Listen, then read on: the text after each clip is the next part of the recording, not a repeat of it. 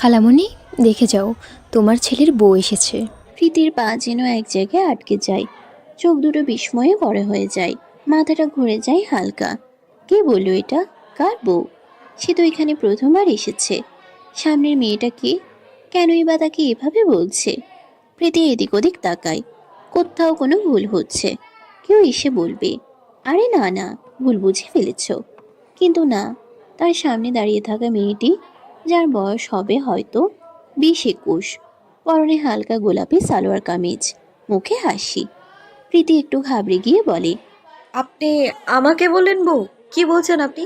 কোনো উত্তর দেয় না মেয়েটি, বরং খপ করে প্রীতির হাত ধরে তাকে ভিতরে ড্রয়িং রুমে টেনে নিয়ে যায়। সেখানে এসে তাকে নরম সোফার উপর বসিয়ে দেয়। প্রীতির চোখ ততক্ষণে খোলা হয়ে আসছে, চারপাশটা যেন অপরিচিত এক মঞ্চ, আর সে সেখানে ভুল করে উঠে পড়া কোনো দর্শক। মেয়েটা মুহূর্তেই চিৎকার করে উঠে বলে, তাড়াতাড়ি আসো সবাই, খালামণি, তোমার বৌমা এসেছে। তার স্বর যেন বাড়ির চারদিক কাঁপিয়ে তোলে।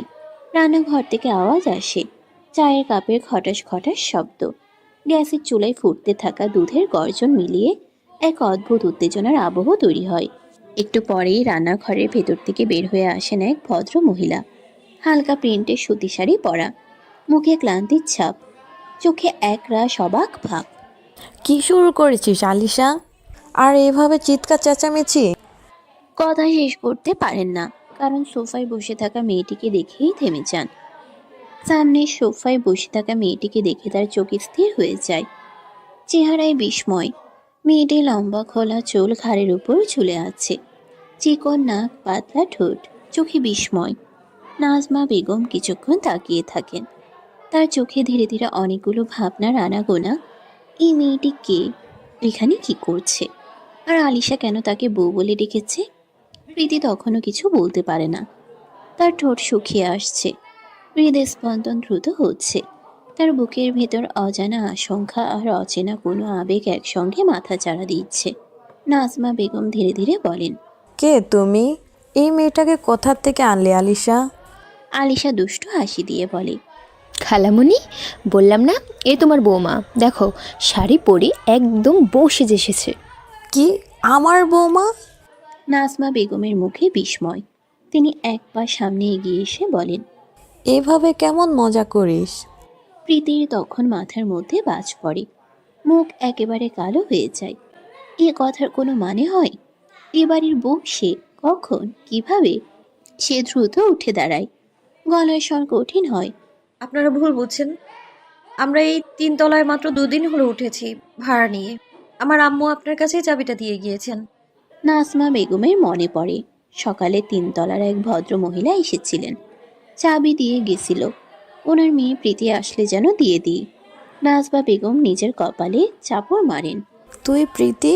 আমি তো একেবারেই ভুলে গেছি। দাঁড়া মা, চাবিটা তো আনে। সায়ন, টেবিলের উপর থেকে চাবিটা নিয়ে আয় তো। ঘরের এক কোণ থেকে ভেসে আসে এক যুবকের গলা, আসছি। তার গলায় ক্লান্তি আর হালকা বিরক্তি। প্রীতি ততক্ষণে দাঁড়িয়ে পড়ে, তার মুখে একরাশ অস্বস্তি, চোখে অচেনা আতঙ্ক। সে বুঝে উঠতে পারছে না এই বাড়িতে সে এসেছিল এক স্বাভাবিক নিয়মে, ভাড়াটে হিসেবে, কিন্তু এই পরিবার, এই মেয়েটা আর কে জানে কে কে তাকে ভিন্ন এক পরিচয়ের ফ্রেমে ঢুকিয়ে দিতে চাইছে। ঘরের ভেতর থেকে ছেলেটা বেরিয়ে আসে, হাতে চাবি, মুখে একরাশ গাম্ভীর্য, সাদা টি শার্ট আর ট্রাউজার পরা, চুলগুলো এলোমেলো, চোখে মুখে ক্লান্তি। সে ধীর পায়ে এগিয়ে আসে ড্রয়িং রুমের দিকে, কিন্তু সোফায় বসে থাকা মেয়েটিকে দেখে হঠাৎ থেমে যায়।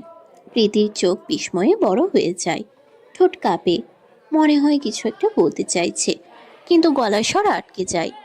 এই ছেলেটা এখানে, এই বাড়িতে, কিভাবে? অন্যদিকে সায়নও থমকে দাঁড়ায়, চোখে এক মুহূর্তের জন্য বিস্ময় খেলে যায়, কিন্তু সে খুব দ্রুত নিজেকে সামলে নেয়। ঠোঁট শক্ত করে, মুখে কোনো অভিব্যক্তি না এনে সে সরাসরি নাজমা বেগমের দিকে এগিয়ে যায়। চাবি। কণ্ঠ স্বাভাবিক, কিন্তু ভিতরে জমে থাকা রাগের আগুন জ্বলছে। নাজমা বেগম চাবি হাতে নেন, অথচ পুরো সময়টা সায়ন তাকিয়ে থাকে প্রীতির দিকে, চোখে স্পষ্ট রাগ আর অব্যক্ত কথার বোঝা। প্রীতি টের পায় সেই দৃষ্টি, বুকের ভেতর কেমন ধক করে ওঠে, তার গলা শুকিয়ে যায়। সে ঠোঁট খামড়ে নিজেকে সামলায়, চোখ নামিয়ে নেয়, সায়নের চোখ থেকে। তার মাথায় চিন্তা উঠছে, সায়ন এই বাড়িতে কি করছে? সে কি এখানে থাকে? তাহলে কি এই বাড়ির ছেলেই? সে বুঝে উঠতে পারে না কিভাবে এই বিপাকে পড়ল। নাজমা বেগম চাবি হাতে নিয়ে প্রীতির দিকে এগিয়ে দেন। ওই নাও মা, আমি সত্যি বলছি, মনে ছিল না। আরে এই আলিশা তো, হায় হায়, বৌমা বানিয়ে বসে আছে। আলিশা এবার সত্যিকারের লজ্জায় পড়ে যায়, চোখ নামিয়ে ফেলে, ঠোঁট কামড়ে ধরা হাসি গিলে ফেলে ভিতরে। সরি, তুমি তো এত সুন্দর, দেখি মনে হলো কারো ঘরের লক্ষ্মী বউ, তাই আর। প্রীতি হাতে নেয় চাবিটা, কিছু বলে না। তারপর এক মুহূর্তের জন্য সায়নের চোখের দিকে তাকায়, কিন্তু এবার সায়ন চোখ ঘুরিয়ে নেয়। প্রীতি চুপচাপ ঘুরে দাঁড়ায়, কিছু না বলে পায়ের আওয়াজ তুলে ধীরে ধীরে চলে যায় সিঁড়ির দিকে। প্রীতির হাতে চাবিটা ধরা, কিন্তু মাথার ভেতর নানা প্রশ্নের ঝড়। এই ছেলে এখানে কেন? ঠিক এই বাড়িতেই দেখা, তাও এমন অপ্রস্তুত অবস্থায়। কি হবে এখন? সে সিঁড়ি বেয়ে উঠে, কিন্তু প্রতিটি ধাপে তার বুকের ভেতর কাঁপে। প্রীতি চলে গেলে ড্রয়িং রুমে এক মুহূর্তের জন্য নীরবতা নেমে আসে। তারপরে নাজমা বেগম মুখে হাত ঠেকিয়ে বলে ওঠেন, মেয়েটা শরম পেয়েছে রে, এইভাবে কাউকে হুট করে বোমা বললে তো ঘাবড়ে যাবে। আলিশা চোখ গুটিয়ে ঠোঁট ফুলিয়ে বলল, আমি কি জানি, ভাইয়া তো গতকালই বলল হুট করে একদিন বিয়ে করে বউ নিয়ে আসবে। আমি ভাবলাম বুঝি সত্যি এসেছে। নাজমা এবার দীর্ঘশ্বাস ছাড়েন। হ্যাঁ, বলিস ঠিক, কিন্তু তোরা তো এইসব কথা সিরিয়াসলি নেস না। ও তো কথা ছলেই বলেছে, বিয়ের বয়স হয়েছে, সেটা তো বুঝিয়েছিলাম। কিন্তু কে শুনে কার কথা? এই ছেলেকে নিয়ে আর পারি না আমি। আলিশা হেসে ফেলে। তবে খালামণি, মেয়েটা কিন্তু সুন্দর, মুখটা কি শান্ত, চোখে কেমন একটা সরলতা আছে। আমি ছেলে মানুষ হলে তো হয়তো তাকিয়েই থাকতাম। নাজমা এবার একটু নরম গলায় বলল, তাই তো, মুখটা একেবারে মায়ের বরণ। প্রীতি 3 তলায় উঠে এলো ধীরে ধীরে। সাদা দেয়ালের করিডোর ধরে হাঁটতে হাঁটতে তার মনে হচ্ছিল এই নতুন বাসাটা এক অচেনা অধ্যায়ের শুরু। পুরো নাম প্রীতিলতা, কিন্তু সবাই ওকে প্রীতি বলেই ডাকে। নামের মতোই চঞ্চল আর প্রাণবন্ত সে। মাত্র 2 দিন আগে এই নতুন বাড়িতে উঠেছে ওরা। বাবা বদলি হয়েছেন, তাই পুরনো শহর ছেড়ে এই নতুন শহরে আসা। বাবা আব্দুল রহমান একজন ব্যাংক ম্যানেজার, মা সাইরা বেগম নরম স্বভাবের একজন গৃহিণী, আর ছোট বোন প্রিয়া ওর সব সময়ের সঙ্গী। আজ মা আর প্রিয়া বাজারে গেছে নতুন বাড়ির জন্য কিছু দরকারি জিনিস কিনতে। প্রীতি নিজের রুমে এসে পড়ল। রুমটা বেশ সুন্দর করে সাজিয়েছে সে। জানালার পাশে একটা ব্যালকনি, যেখান থেকে সামনে রোদের খেলা দেখতে দেখতে মন হালকা হয়ে যায়। বিছানায় বসে ব্যাগটা নামিয়ে রাখতেই ওর মনে পড়ল আজকের দিনের কথা। আজ ছিল ইন্টার ফার্স্ট ইয়ারে নবীনবরণ অনুষ্ঠান, আর আজই প্রথম প্রীতি কলেজে পা রেখেছে। কলেজটা নতুন হলেও প্রীতির আত্মবিশ্বাসে বিন্দুমাত্র ঘাটতি ছিল না। আর আজই সে প্রথম দেখেছে সায়নকে। মাঝারি উচ্চতা, গম্ভীর মুখে এক ধরনের নির্লিপ্ত ভাব। প্রীতি ভাবল একটু মজা নেওয়া যাক। মুচকি হেসে তখন এগিয়ে গিয়েছিল ছেলেটার দিকে। এই যে দাঁড়াও। সায়ন একটু ভেবাচিকা খেয়ে দাঁড়িয়ে পড়ে। প্রীতি তখন চোখ টিপে বলে উঠে, আমি তোমাদের সিনিয়র, সো আজ তোমার র্যাগ নিতে হবে। ভয় পাওয়ার কিছু নেই, শুধু একটা ছোট্ট টাস্ক দিচ্ছি। সায়নের কিছু বলার আগেই প্রীতি ওর হাত টেনে ধরে একটা ছোট রাস্তার পাশের ফুচকার দোকানে নিয়ে যায়। বিকেলের আলো তখন নরম হয়ে এসেছে, চারপাশে হালকা কোলাহল। দেখো, আমার র্যাগ সিস্টেম খুব সিম্পল। আমি 2 প্লেট ফুচকা খাবো, টাকা দেবে তুমি, ফুচকা শেষ, র্যাগ শেষ। সায়ন আর কথা বাড়ায়নি। পরে কোন সময় ওকে ঝামেলায় পড়তে হয়, সিনিয়র বলে কথা। 2 প্লেট ফুচকা সাবার করে ফেলে। প্রীতি বলল, ঠিক আছে, র্যাগ শেষ, তুমি পাস করেছো সিনিয়র পরীক্ষায়। সায়ন দাঁড়িয়ে রইল দোকানের সামনে হতভম্ব হয়ে। কিন্তু কে জানতো সায়ন এই বাড়িরই ছেলে। মাত্র 2 দিন আগে প্রীতির পরিবার উঠে এসেছে। যদি একটু আজ করতে পারতো তবে কি আর এমন দুঃসাহস দেখাতো? হয়তো না। এমন মজা করে র্যাক নেওয়া দূরে থাক, সামনাসামনি কথাই বলতো না। কিন্তু যাই হোক, প্রীতি বেশ মজা পেয়েছে আজ সায়নকে একেবারে বলদের মতো ব্যবহার করে ভুলিয়ে ভালিয়ে নিজের খাওয়া ফুচকার বিলও বসিয়ে দিয়েছে। সকালে রোদটা আজ একটু বেশি কোমল, হালকা বাতাসে পর্দাটা দুলে উঠছে, আর সেই সঙ্গে রোদের সোনালি আঁচটুকু ঘরের মেঝেতে আলো ছড়িয়ে দিচ্ছে। প্রীতি আয়নায় শেষবারের মতো নিজের চুল ঠিক করে ব্যাগটা কাঁধে ঝুলিয়ে দরজার দিকে এগোয়। চোখে হালকা কাজল আর ঠোঁটে হালকা গোলাপি রং, সাদামাটা সাজ। আজকে তার কলেজে দ্বিতীয় দিন। শহরটা এখনো তার কাছে নতুন, অচেনা, অল্প ভয় মিশানো কৌতূহলে ভরা। গেট পেরিয়ে সামনের রাস্তায় পা রাখতেই তার কানে আসে এক হালকা গলা। দাঁড়াও। প্রীতির পা থেমে যায়। সে একটু অবাক হয়ে পিছনে ঘুরে দাঁড়ায়।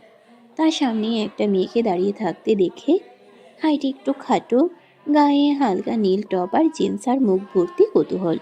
প্রীতি কাঁধে ঝোলানো ব্যাগটা একটু সামলে বলে, আমি? মেয়েটি হেসে মাথা নাড়ে। হ্যাঁ, আপনাকে তো চিনলাম না। প্রীতি ভ্রু কুঁচকে বলল। আমি রাই, এই এলাকাতেই থাকি। মেয়েটি হালকা হাসি দিয়ে পরিচয় দিল। প্রীতির মুখেও নম্র হাসি ফুটে উঠল। আমি প্রীতিলতা, তবে প্রীতি বললেই চলবে। আচ্ছা প্রীতি, তুমি কি সায়নদের বাসায় থাকো? না মানে আগে তো কোনোদিন দেখিনি তোমায় এইদিকে। হ্যাঁ, ওদের বাড়ি 3 তলায় উঠেছি কিছুদিন হলো, নতুন এখানে। ও, তাই আগে দেখিনি। প্রীতি একটু হেসে জিজ্ঞেস করল, কেন, কিছু হয়েছে নাকি? রায় মাথা নাড়ল। না না, এমন কিছু না, এমনিই জিজ্ঞেস করলাম। রায় আবার বলল। তবে এখন কোথায় যাও? প্রীতি চোখের ইশারায় রাস্তার দিকে তাকিয়ে বলে। কলেজে যাচ্ছি। রায় তখন হেসে বলে। আরে, আমিও কলেজেই যাচ্ছি। প্রীতি তখন একটু হেসে বলে। তাহলে তো চলো একসাথেই যাওয়া যাক।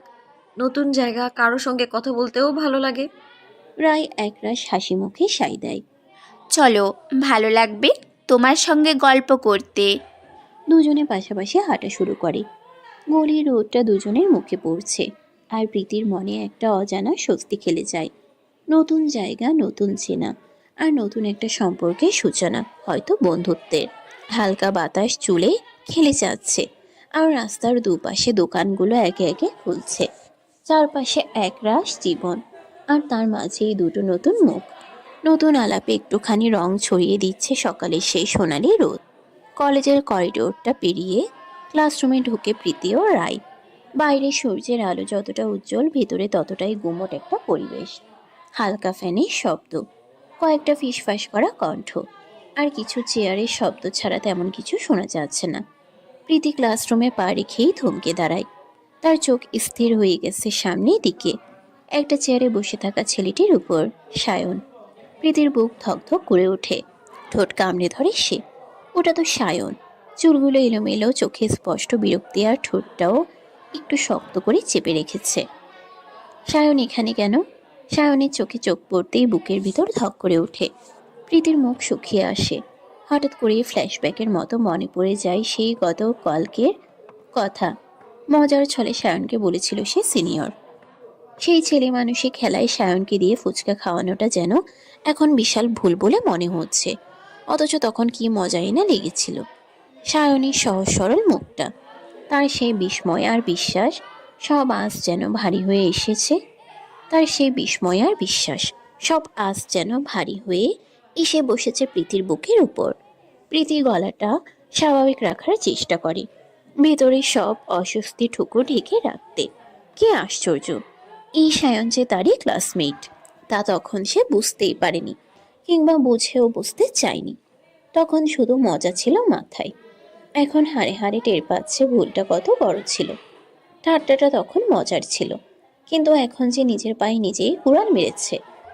কি হলো, চলো বসি। রায় ধীরে বলে। প্রীতির পা যেন জমে গেছে। ওর চোখ সায়নের চোখে আটকে যায়। এদিকে সায়ন রাগী চোখে তাকিয়ে আছে প্রীতির দিকে। ওকে কিভাবে বোকা বানিয়েছে এই মেয়েটা।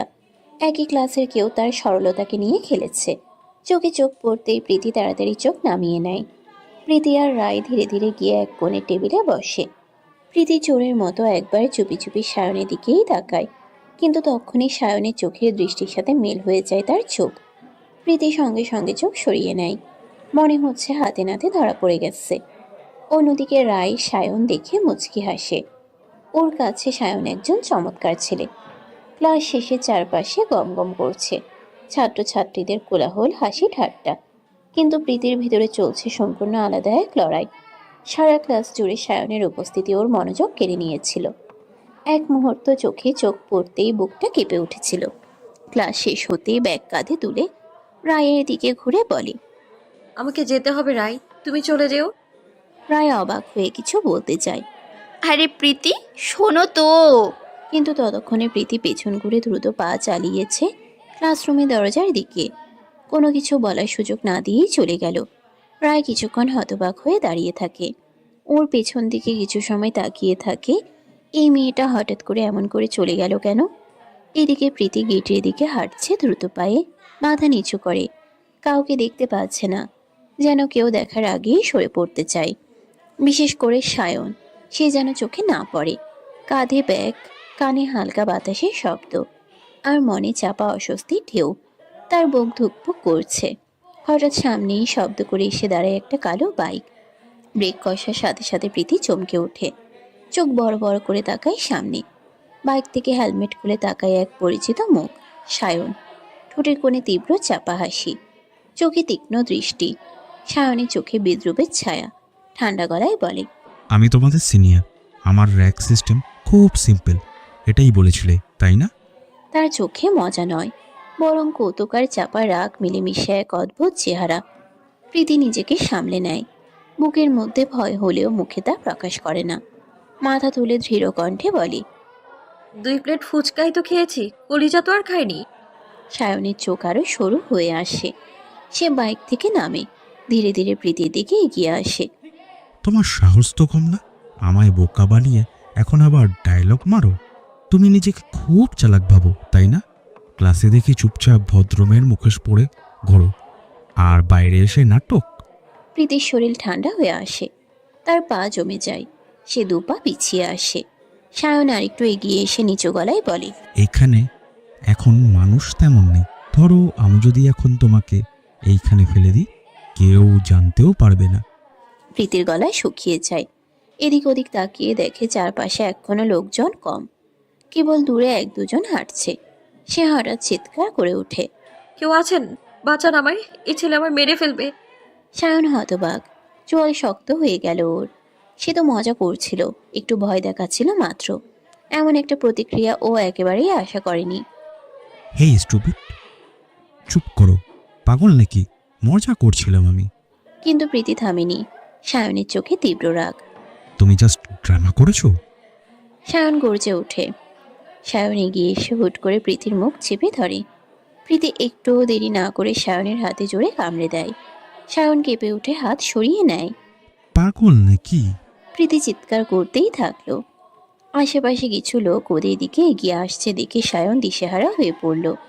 পরিস্থিতি নিয়ন্ত্রণের বাইরে চলে যাচ্ছে বুঝে সে মুখে একটাও কথা না বলে বাইকে উঠে শটান চলে গেল। সায়ন চলে যেতে যেতে একবার ঘাড় ঘুরিয়ে তাকায়। তখনই ফিক করে হেসে দেয় প্রীতি, চোখে এক ঝলক তৃপ্তি।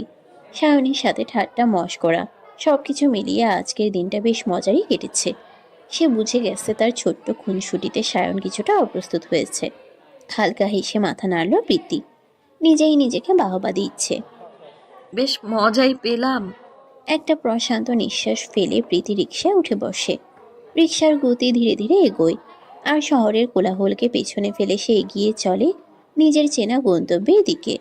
প্রীতির চোখে মুখে তখনও সে হাসির ছায়া। মনের ভেতরে কোথাও একটা খুনসুটি রয়ে গেছে। রিকশা থামতেই প্রীতি ভাড়া মিটিয়ে গেটের দিকে এগিয়ে যায়। চারপাশে বাতাসে গাছের পাতার দুলুনি। গেট খুলে একবার নিচে তাকায়। না, সায়ন এখনো আসেনি। প্রীতি আর দেরি করে না, এক দৌড়ে সিঁড়ি বেয়ে উঠে যায় 3 তলায়। বিকেলের মৃদু আলোটা জানালার ফাঁক গলে ঘরের ভেতরে ঢুকছে। ঘড়ির কাঁটা 4:30 ছুঁই ছুঁই করছে। প্রীতি ধীরে পা ফেলে মায়ের ঘরের সামনে এসে দাঁড়ায়। দরজাটা খানিকটা খোলা, কিন্তু ভেতরে কেউ নেই। মাথাটা একটু উকি দিয়ে দেখে নেয় খালি। প্রীতি একটু অবাক হয়, মাকে এখন থাকার কথা ঘরে। সে পেছন ফিরে হাঁটতে হাঁটতে রান্নাঘরের দিকে এগোয়। রান্নাঘরের দরজার সামনে পৌঁছে হঠাৎ থমকে যায়। ছোট্ট টেবিলটার উপর দাঁড়িয়ে আছে তার ছোট বোন প্রিয়া। বয়স মাত্র 5। লাল ফ্রকের নিচ থেকে ছোট ছোট পা দুলছে। মুখটা ঝুঁকে আছে, 2 হাতে কিছু একটা ধরে ব্যস্তভাবে কিছু করছে। প্রীতির চোখ কপালে উঠে। এই মেয়েটা টেবিলের উপর উঠে কি করছে? পেছন থেকে ভালো করে দেখা যাচ্ছে না, শুধু দেখছে প্রিয়ার ছোট্ট শরীরটা একটু ঝুঁকে আছে, যেন খুব মনোযোগ দিয়ে কিছু একটা করছে। প্রীতি ভ্রু কুচকে বলে ওঠে। কি করছিস প্রিয়? প্রিয়া চমকে ওঠে। মুহূর্তেই শরীরটা কেঁপে ওঠে তার। মুখটা ঘুরিয়ে দেয় না, পেছন ফিরে তাকায় না, এমনভাবে দাঁড়িয়ে থাকে যেন শুনতেই পায়নি। প্রীতি এবার একটু উদ্বিগ্ন হয়। সে দুধাপ এগিয়ে যায়। গলার স্বর এবার একটু করা হয়। কিরে, কথা বলছিস না কেন? প্রিয়ার মুখটা এখন পুরোপুরি দেখা যাচ্ছে। দুই গাল দুধে মাখামাখি, হাতে ধরা একটা বড় চামচ, আর টেবিলের উপর রাখা একটা টিনের কোটো দুধের। প্রিয়া সেই দুধের গুঁড়োতে একটু পানি মিশিয়ে চামচ দিয়ে নাড়ছে, আর মাঝে মাঝে চামচটা মুখে দিচ্ছে। মুখে মাখা দুধ আর চোখে ধরা পড়ে যাওয়া অপরাধীর মতো ভয়। প্রীতি বিস্ময়ে বলে ওঠে। তুই দুধ খাচ্ছিস এইভাবে লুকিয়ে? এই যে আমি এখন আম্মুকে বলে দিচ্ছি। প্রিয়া শীতল বাতাসে কাঁপতে থাকে ধরা পড়ার ভয়ে। চোখ দুটো বড় বড়, কান্না ভেজা, হাত থেকে চামচটা পড়ে পড়ে যাওয়ার উপক্রম। সে ছোট্ট কণ্ঠে মিনতির সুরে বলে ওঠে। না আপু, আম্মুকে বলো না প্লিজ, আমি তোমার সব কথা শুনবো, একদম সব। প্রীতির ঠোঁটে তখন সামান্য এক চিলতে হাসি খেলে যায়। আদরের এই দুষ্টু বোনটা চুপি চুপি এমন কত কিছু করে। কখনো চকলেট লুকিয়ে খায়, কখনো ফ্রিজ খুলে আইসক্রিমের এক চামচ তুলে নেয়, আজ আবার দুধ। প্রীতি একটু নরম গলায় জিজ্ঞেস করে। তুই শুনবি আমার সব কথা? প্রিয়া তৎক্ষণাৎ মাথা নাড়ে। হ্যাঁ, কথা দিচ্ছি। প্রীতি কৌটো থেকে এক চামচ খায়। প্রিয় মুখ ফুলিয়ে বলে। এখন যে তুমি খাচ্ছ, চুপ কর, আম্মু কই? নিচের বাসায় গেছে। চল মুখটা ধুয়ে দিই, এরপর আর এমন করলে আম্মুকে বলে দেব। প্রিয়া তখন হাসি মুখে মাথা নাড়ে। আর লুকিয়ে খাবো না। প্রীতি হাসে প্রিয়র এমন কাণ্ড দেখে। পরদিন নিশুতি দুপুরে রোদের গরম একটু কমে আসতেই কলেজের মাঠে একটা হালকা বাতাস বইছিল। গাছের ছায়ায় ছায়ায় দুলছিল পাথারা, আর ঠিক সেই ছায়ার নিচে মাঠের এক কোণার বেঞ্চে বসেছিল প্রীতি আর রায়। ক্লাস শেষে দুই বান্ধবী একটু শান্তি খুঁজে বসেছে এই চেনা জায়গায়, যেখানে অনেক গল্প জমে আছে, অনেক হাসির স্মৃতি। প্রীতি প্রথম দিন থেকে গতকালকে সব ঘটনা বলে রায়কে। প্রীতি একটু গম্ভীর মুখে বসেছিল, আর রায় একটানে হেসেই চলেছে। হাসছিস কেন এত? মুখ ভিংচিয়ে বলে প্রীতি। তুই ভাব, ছেলেটা তোকে সিনিয়র ভেবে রীতিমতো দাদাগিরি সহ্য করলো, আর শেষে তোরা ক্লাসমেট। তারপর আবার ওদের বাসায় পুরাই সিনেমার মতো দৃশ্য। রাই হেসেই চলে। থামবি তুই? আর একটু হাসলে কিন্তু সত্যি জাপটে ধরবো। প্রীতি গম্ভীর মুখে বলে। রায় কাজ ঝাঁকিয়ে বলে। আচ্ছা আচ্ছা থামলাম, কিন্তু কি করেছিস রে তুই? কাল সায়নকে যেভাবে কথা বললি, আমাকে বাঁচান, আর তার মুখের সেই এক্সপ্রেশনটা আমি ভাবতেই পারছি না। প্রীতি এবার একটু লজ্জা পেয়েও হাসলো। আমি তো ইচ্ছে করেই করেছিলাম, দেখতেই চেয়েছিলাম কতটা স্থির থাকে সায়ন। আর তাতে যে পুরোই গুবলেট, মুখ শুকিয়ে গেল ছেলেটার। প্রীতি এবার একটু গম্ভীর হয়ে গেল।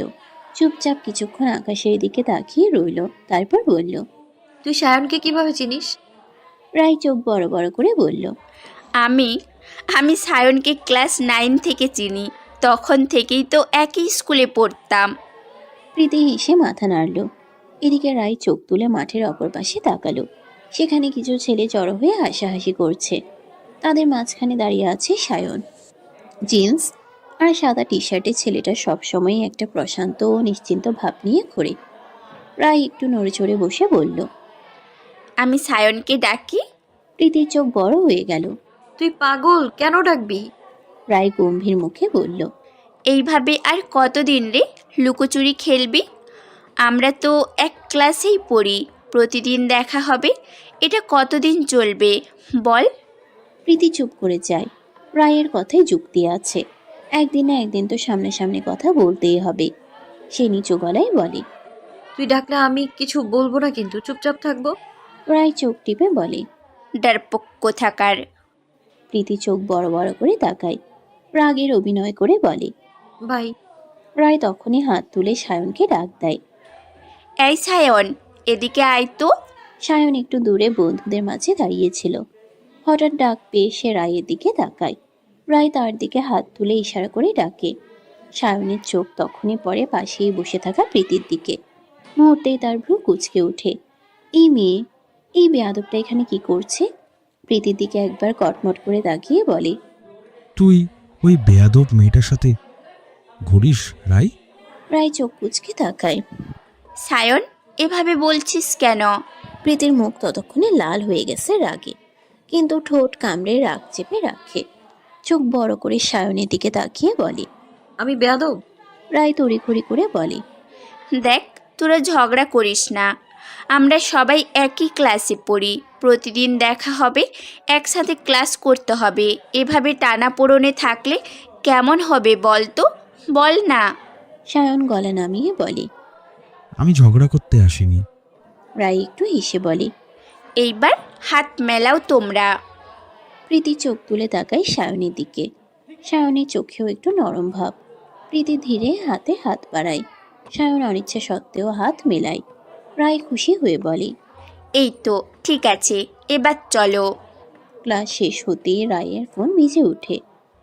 বাড়ি থেকে কল এসেছে, আমাকে এক্ষুনি যেতে হবে। ঠিক আছে, সাবধানে যাস। রায় ব্যস্ত পায়ে কলেজ গেটের বাইরে চলে যায়। রাস্তায় হাঁটতে হাঁটতে প্রীতি বারবার আকাশের দিকে তাকাচ্ছিল। মেঘ গাঢ় হচ্ছে, হালকা বাতাসে ভেজা গন্ধ, যে কোনো মুহূর্তে বৃষ্টি নামবে। তার ঠোঁটে হালকা হাসি। আজকে ওর ইচ্ছে বৃষ্টিতে ভিজবে, ছাদে দাঁড়িয়ে হাত ছড়িয়ে মেঘের নিচে দাঁড়াবে। সে পুরনো দিনের মতো। শহুরে জীবনে একটু স্বস্তি এনে দেয় এমন মুহূর্ত। একটা খালি রিক্সা দেখে দৌড়ে এগিয়ে গেল প্রীতি। রিক্সার কাছে গিয়ে হালকা হেসে বলে। মামা চলুন। ঠিক তখন পাশে দাঁড়িয়ে থাকা এক লোক ফোনে কথা বলছিল। কণ্ঠ শুনে সে ঘাড় ঘুরিয়ে তাকালো। চোখ আটকে গেল প্রীতির মুখে। আপনি আমার সিটে বসেছেন। চোখে খানিক বিরক্তি। প্রীতি একটু অবাক হয়ে তাকায় পাশের লোকটার দিকে।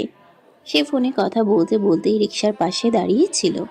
প্রীতি ভ্রু কুচকে তার দিকে তাকায়। আপনার সিটে? আপনি তো সিটে বসেননি, দাঁড়িয়ে ফোনে গল্প করছিলেন। ছেলেটা বিরক্ত হয়ে বলে। আমি তো রিক্সা ধরেছিলাম, আমি আগে এসছি। রিক্সা ধরেছেন মানে? রিক্সার কান ধরেছিলেন নাকি? প্রীতি ঠোঁট টিপে হাসে। বাবু, আপনারা মিল কইরা নেন, বৃষ্টি নামলে তো দুইজনই ভিজবেন। নিয়ম তো আগে আসলে আগে পাওয়া। আমি আগে রিক্সার পাশে দাঁড়িয়েছে। দাঁড়ানো আর বসা এক জিনিস না মিস্টার।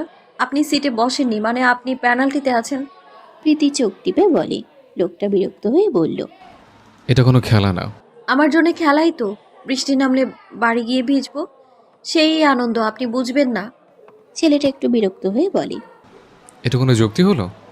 আপনি এখন আমার সময় নষ্ট করছেন। বৃষ্টি নামার আগেই বাড়ি পৌঁছাতে হবে আমায়, না হলে তো ভিজতে পারবো না।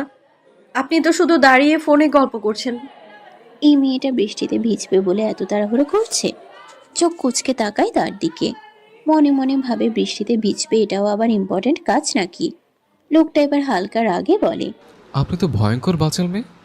প্রীতি কাজ ঝাঁকিয়ে বলে। আর আপনি বিরক্তিকর টাইপ। মামা চালান। রিক্সা চলা শুরু করে। ছেলেটা পেছনে দাঁড়িয়ে ফিসফিস করে। বিরক্তিকর। আকাশ ধুয়ে মুছে এক নতুন সাজে নিজেকে মেলে ধরেছে। গাছের পাতায় রোদের ঝিকিমিকি, একটানা ঝরেছে বৃষ্টি। সেই ঝিরিঝিরে শব্দে এখন বৃষ্টি থেমেছে। চারপাশে রোদের উজ্জ্বলতা।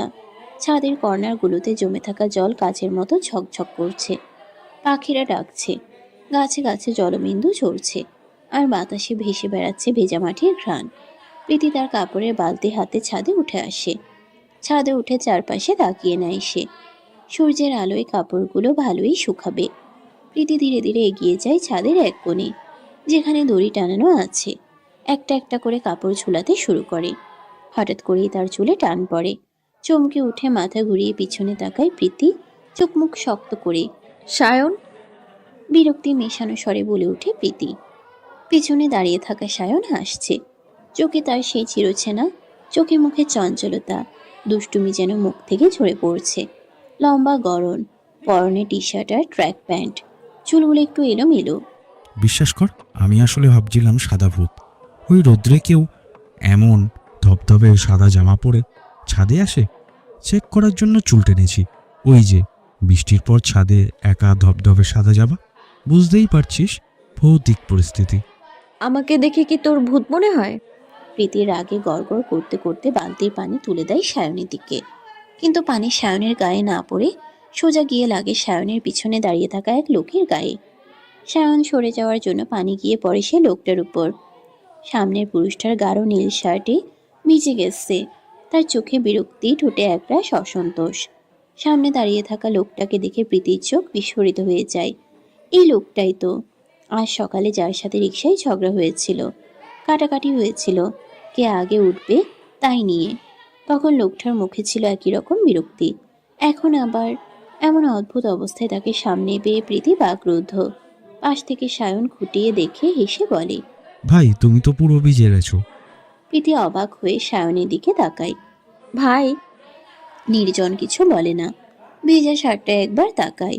তার ঠোঁট থেকে একটা বিরক্তি মাখা শব্দই বের হয়। তুমি কি সবসময় এভাবে পরিচয় করাও?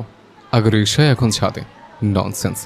নির্জন ধীরে ধীরে ঘুরে দাঁড়ায়, আর কোনো কথা না বলে, কোনো প্রতিক্রিয়া না দেখিয়ে ছাদ থেকে নামতে শুরু করে। প্রীতির আগে বলে, তোর ভাই আজ তো একটা খারাপ। আজ সকালে আমার সাথে রিক্সায় ঝগড়া করেছিল, এখন আবার ননসেন্স বলছে। সায়ন চোখ গোল করে বলে, মানে আজ সকালে তো ঝগড়া, এখন আবার গায়ে পানি? তুই তো পাক্কা ছায়াছবির নায়িকা হয়ে উঠছিস রে। প্রীতি কটমট করে তাকায় সায়নের দিকে। দুই ভাই এক জাত। প্রীতি কিছু বলে না, সে দ্রুত পায়ে নিচে নেমে আসে। ভিজা সিঁড়ির ধাপ পেরিয়ে যখন নিচে পৌঁছায়, তখন তার ভ্রু দুটো কুঁচকে আছে, ঠোঁট শক্ত করে চেপে রেখেছে। মনে মনে গজগজ করতে থাকে। দুনিয়ায় কি ছেলেদের এতই অভাব যে সব কাণ্ড করতে গিয়ে এই বাড়ির ছেলেদের সাথেই বারবার দেখা হয়ে যায়? এই বাড়িতে উঠে আসাটাই সবচেয়ে বড় ভুল ছিল আমার জীবনে। এই বাড়ির ছেলেদের আচরণ যেন অন্য গ্রহ থেকে আসা। সায়ন তো পুরাই পাগল। তার উপর এই সায়নের ভাইটা, সে তো সরাসরি ননসেন্স বলে দিল। বেটা খবিশ, নিজেকে বুঝি রাজা মনে করে। আমি কি ইচ্ছে করে বানিয়ে ফেলেছি? কে জানতো সায়ন শেষ মুহূর্তে সরে যাবে? আর যাকে পড়ে গেছে সে তো রোবট না। একটু রিয়াকশন, একটু হিউম্যান সেন্স। নাকি শুধু টাই স্যুট পরে মানুষ হওয়া যায় না? হ্যান্ডসাম হলেই কি মানুষকে অপমান করার লাইসেন্স পায়? আর সায়ন, ওকে আমি ছাড়বো না। সব দোষের মূল ওই। আর কি বলো, তুমি কি সব সময় এমন পরিচয় করাও? এই কথা বলে বলে কোনো ভদ্রলোক যেন আমি রোজ রোজ লোকজনকে পানি দিয়ে গোসল করিয়ে পরিচয় শুরু করি? প্রীতি আবার হাঁটতে শুরু করে। পা টিপে টিপে ঘরে ঢুকেই জুতা ছুঁড়ে ফেলে। একটা টান দিয়ে পর্দা সরায়। বাইরের রোদ চোখে পড়ে, কিন্তু তার মনের ভেতরটা তখনও ঘোর অন্ধকারে ডুবে আছে। একটা দিন ভালো যায় না আমার। সকালে রিক্সা ঝগড়া, এখন পানি কাণ্ড, তার উপর এই আহম্মকটা। কথা বলতে বলতে আয়নার সামনে দাঁড়ায়। চুলগুলো এলোমেলো, চোখে রাগ আর ক্লান্তির ছাপ। আমি কি এতটাই বাজে মানুষ? লোকটা কি ভাবছে এখন আমাকে নিয়ে? ভাবুক, আমার কি? আমার কোনো দোষ নেই। প্রীতি এক ঝটকায় মুখ ফিরিয়ে নেয়। বেটা খবিস, একদিন তুই বুঝবি কে ননসেন্স আর কে সেন্সিবল। ওই দিন কিন্তু আমি হাসবো, খুব হাসবো। নির্জন ঘরে ফিরে আসে। দরজার কপাটটা ধীরে ধীরে খুলে পড়ে। বাইরে তখন সন্ধ্যা নেমে এসেছে প্রায়। মৃদু বাতাসে জানালার পর্দা সরে গিয়ে টিমটিমা আলো ঘরে ছায়া ফেলছে। নির্জনের গায়ে তখনও ভেজা শার্ট। পা টিপে টিপে সে ঘরে ঢুকে। তার চোখে ক্লান্তি, ঠোঁট দুটো চাপা, আর মুখে বিরক্তির ছায়া। নাজমা বেগম তখন ডাইনিং রুমে বসে চায়ের কাপ হাতে কিছু ভাবছিলেন। নির্জনের সাথে সাথে কাপড় চোখে পড়তেই চোখ কুঁচকে তাকালেন। এভাবে ভিজেছিস কেন নির্জন? নির্জন কোনো উত্তর না দিয়ে ধীরে ধীরে সিঁড়ির দিকে এগিয়ে যায়। পায়ের শব্দগুলো সিঁড়িতে ভারী হয়ে বাজে। নাজমা বেগম চমকে ওঠেন। ছেলে এমন চুপচাপ কেন? একটু আগেও তো একদম স্বাভাবিক ছিল, হাসছিল। এখন হঠাৎ কি হলো? তার চুপ থাকা দেখে নাজমা বেগমের কপালে চিন্তার ভাঁজ পড়ে। তিনি দাঁড়িয়ে থাকেন অনেকক্ষণ। দেয়ালে ঝুলে থাকা ঘড়ির কাঁটা একবার টিক করে শব্দ করে ওঠে। এমন সময় সায়ন গুনগুন করতে করতে ঘরে ঢোকে। নাজমা বেগম তাকে দেখে ডাক দেন। সায়ন, সায়ন থেমে যায়। বলো ছোট মা। তুই কোথায় যাচ্ছিস? তোর সাথে নির্জুম ছিল? ছিল তো, একসাথে ছাদে ছিলাম। নাজমা বেগম চোখ কুঁচকে বলল, তাহলে বল তো, ওর শার্ট এত ভিজে গেছে কেন? বাইরে তো এখন বৃষ্টি হয়নি। সায়ন চোখ কুঁচকে একটু হেসে নেয়। তোমার ছেলের উপর পানি পড়া পড়েছে। নাজমা বেগম বিস্ময়ে চোখ বড় করে তাকান। পানি পড়ার পড়েছে? কি সব বলছিস তুই? সায়ন মুখে দুষ্টু হাসি টেনে বলে, তুমি বুঝবে না ছোট মা। বলেই সে কাজ জাকিয়ে হেসে হেসে সিঁড়ির দিকে পা বাড়ায়। নাজমা বেগম কিছুক্ষণ তাকিয়ে তারপর ধীরে ধীরে সিঁড়ি বেয়ে উপরে উঠেন। হাঁটার গতি মন্থর। কিন্তু মনের ভেতর চিন্তার তোড়ে হাঁপিয়ে উঠেছেন তিনি। শরীরের চেয়ে মনটাই বেশি ভারী হয়ে উঠেছে আজকাল। বয়সের কারণে এখন আর নিজের জন্য কিছু ভাবেন না, কিন্তু ছেলে মেয়েদের নিয়ে উৎকণ্ঠা যেন তার ছায়ার মতো সর্বক্ষণ ঘিরে থাকে। ছেলে মেয়েরা বড় হয়ে গেছে, কেউ আর ছোট নেই, কিন্তু একজন মা যতদিন বাঁচে ততদিন সন্তানের ভবিষ্যৎ নিয়েই ভাবেন। নির্জনের কথা ভাবলেই তার বুকের ভেতরটা চিনচিন করে ওঠে। এই ছেলেটা সারাক্ষণ চুপচাপ থাকে, নিজের মনে থাকে, কাজ করে, দায়িত্ব নেয়, কিন্তু নিজের জীবনের দিকে একবারও ফিরে তাকায় না। বয়স তো তারও হচ্ছে, সংসার পাতা, একটা স্থির জীবনের প্রয়োজন, এই কথাগুলো যেন আজকাল আরো বেশি করে তার মনে বাসা বাঁধে। করিডোর পেরিয়ে তিনি ডান দিকে দরজার সামনে এসে দাঁড়ালেন। দরজা বন্ধ, কিন্তু ভিতরে আলো জ্বলছে। তিনি একবার গভীর শ্বাস নিয়ে হালকা করে দরজায় টোকা দিলেন। ভিতর থেকে আসা হালকা শব্দেই বোঝা গেল কেউ কাপড় চোপড় গোছাচ্ছে। এক মুহূর্ত পর নির্জনের গলা ভেসে এলো। আসো। নাজমা বেগম দরজা খুলে ভেতরে পা রাখলেন। নির্জন এখন অন্য একটা শার্ট গায়ে তুলেছে, আয়নার সামনে দাঁড়িয়ে গলার বোতাম লাগাচ্ছিল। মায়ের উপস্থিতি টের পেয়ে সে ঘুরে দাঁড়ায়। কিছু বলবে আম্মা? নাজমা বেগম একটু চুপ করে থাকলেন, তারপর ধীরে ধীরে ছেলের মাথায় হাত রাখলেন। তার চোখের কোণে কেমন একরকম কুয়াশা জমে উঠল। কি যে বলবে, আবার কি যে বলবে না, সেই দ্বিধায় দোল খাচ্ছে। কবে বিয়ে করবি? আজ আছি, কাল নাও থাকতে পারি। মরার আগে একটা নাতিপুতির মুখ দেখে শান্ত থাকি। নির্জনের মুখ কঠিন হয়ে গেল। মায়ের এই মরার আগের কথাটা শুনলেই তার গা ঘিনঘিন করে ওঠে। অনেকবার নিষেধ করেছে, তবু মা এসব বলে। তোমাকে বলেছি না, আর এই মরার আগে টাইপ কথা একদম বলবে না আম্মা, প্লিজ। তুমি মরার কথা কেন বলো? আমি থাকি কার জন্য তাহলে? নির্জন ভ্রুকুচকে বলল। নাজমা বেগম মৃদু হাসলেন। ছেলের রাগে মুখটা তার খুব চেনা, কিন্তু এই রাগের পেছনে যে একরাশ ভালোবাসা, সেটা তিনি খুব ভালো জানেন। নির্জন আবার বলল, আমার বিয়ে নিয়ে এত চিন্তা না করে সিরার কথা ভাবো। আজকে একটা ফোন এসেছিল, সিরাকে দেখতে আসবে। আমার এক পরিচিত, খুব ভালো ঘরের লোক, মেয়ে দেখবে বলে আগ্রহ দেখিয়েছে, কালকে আসবে বলে জানিয়েছে। তুমি যদি বলো তাহলে আমি ওদের আসতে বলি। নাজমা বেগমের চোখে এক মুহূর্তের জন্য বিস্ময়ের ছায়া, তারপর সেই ছায়ার জায়গা নিল আনন্দের উচ্ছ্বাস। মুখটা জ্বলে উঠল একরাশ তৃপ্তিতে। এটা তো খুশির খবর রে। সিরাজ যদি রাজি থাকে তাহলে আমরা একটুও দেরি করব না, বল। ওদের আসতে বল। আল্লাহর রহমতে সব ঠিকঠাক হলে ভালো হবে। নির্জন মাথা নেড়ে বলে, সিরাকে তুমি বুঝিয়ে বলো, আমি ওকে জোর করব না, ওর মতটাই শেষ কথা। নাজমা বেগম ছেলের কাঁধে হাত রাখলেন। তার চোখে একরাশ প্রশান্তি। সময় চলে যায়, বয়স বাড়ে, কিন্তু মায়ের চোখে সন্তানের জন্য অপেক্ষা কখনো কমে না। আর নির্জনের মতো ছেলে পাশে থাকলে তো। নির্জনের বাড়িতে আজ সকাল থেকে একটু ব্যতিক্রম ধরনের ব্যস্ততা। এক অদ্ভুত সাজগোজের আমেজ ছড়িয়ে আছে পুরো বাড়ি জুড়ে। গাছে গাছে পানি দেয়া, জানালার পর্দা ধুয়ে নতুন করে টাঙানো, সব মিলিয়ে একটা ছোটখাটো উৎসবের প্রস্তুতি। দুপুর গড়িয়ে বিকেল নামছে ধীরে ধীরে। সূর্যের রোদটা মিঠো আভায় ঘরটাকে আলতো করে ছুঁয়ে যাচ্ছে।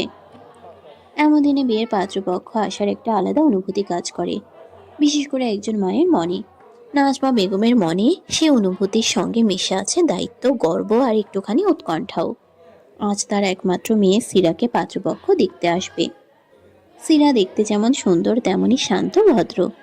গত 1 বছর ধরেই বেশ কয়েকজন পাত্রপক্ষ এসেছিল, কিন্তু মনের মতো কেউ মেলেনি। এই ছেলেটির কথা শুনেই নাজমার মনে কিছুটা আশার আলো জেগেছে। নাজমা বেগম এখন রান্নাঘরে ব্যস্ত। শুধু তিনি একা নন, তার সাথে কাজ করছেন হাফিজা, সায়নের মা, মানে নাজমার স্বামীর ছোট ভাইয়ের স্ত্রী। দুজন মিলে আজ একটা যুদ্ধ চালাচ্ছেন রান্নাঘরে। চুলার পাশে কড়াইয়ে চুলচুল করে ফুটছে খাসির মাংস। পাশের হাঁড়িতে পোলাওয়ের চাল ভিজিয়ে রাখা হয়েছে।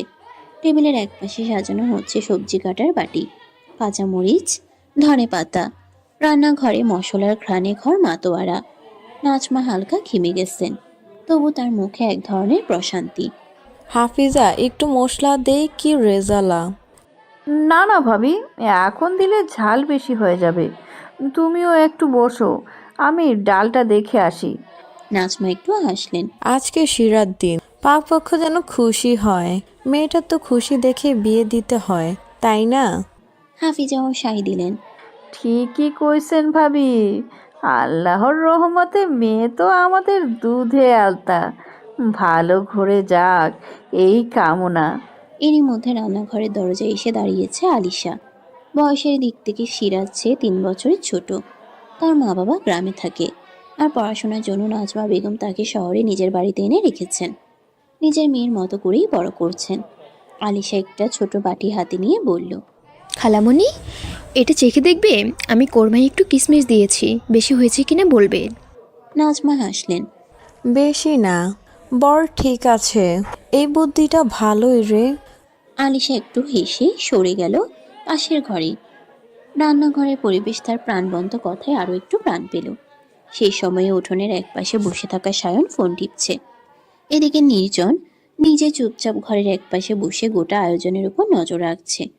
বাবার মৃত্যুর পর 2 বছর ধরে ঘরের বড় দায়িত্বটা তার কাঁধে এসে পড়েছে।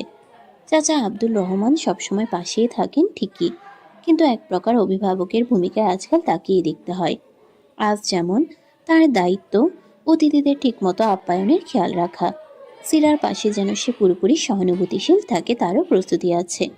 ঘরের পরিবেশ একটু একটু করে পূর্ণতা পাচ্ছে। পর্দা ঠিক করা, বালিশে কভার পরানো, বসার ঘরের মাঝখানে ফুলদানিতে টাটকা ফুল রাখা, সব করছে আলিশা, যেন কোনো কিছুতেই ঘাটতি না থাকে। পাত্রপক্ষ আসতে এখন আর বেশি দেরি নেই। নাজমা বেগম রান্নাঘরে শেষ কাজ গুছিয়ে একটা দীর্ঘ নিঃশ্বাস ফেললেন। মনের মধ্যে একদিকে একটা চিন্তা, অন্যদিকে মেয়ের ভবিষ্যতের জন্য একরাশ আশাও। বাড়ির চারদিকে আজ একরকম আলোয় ভেসে যাচ্ছে সবকিছু।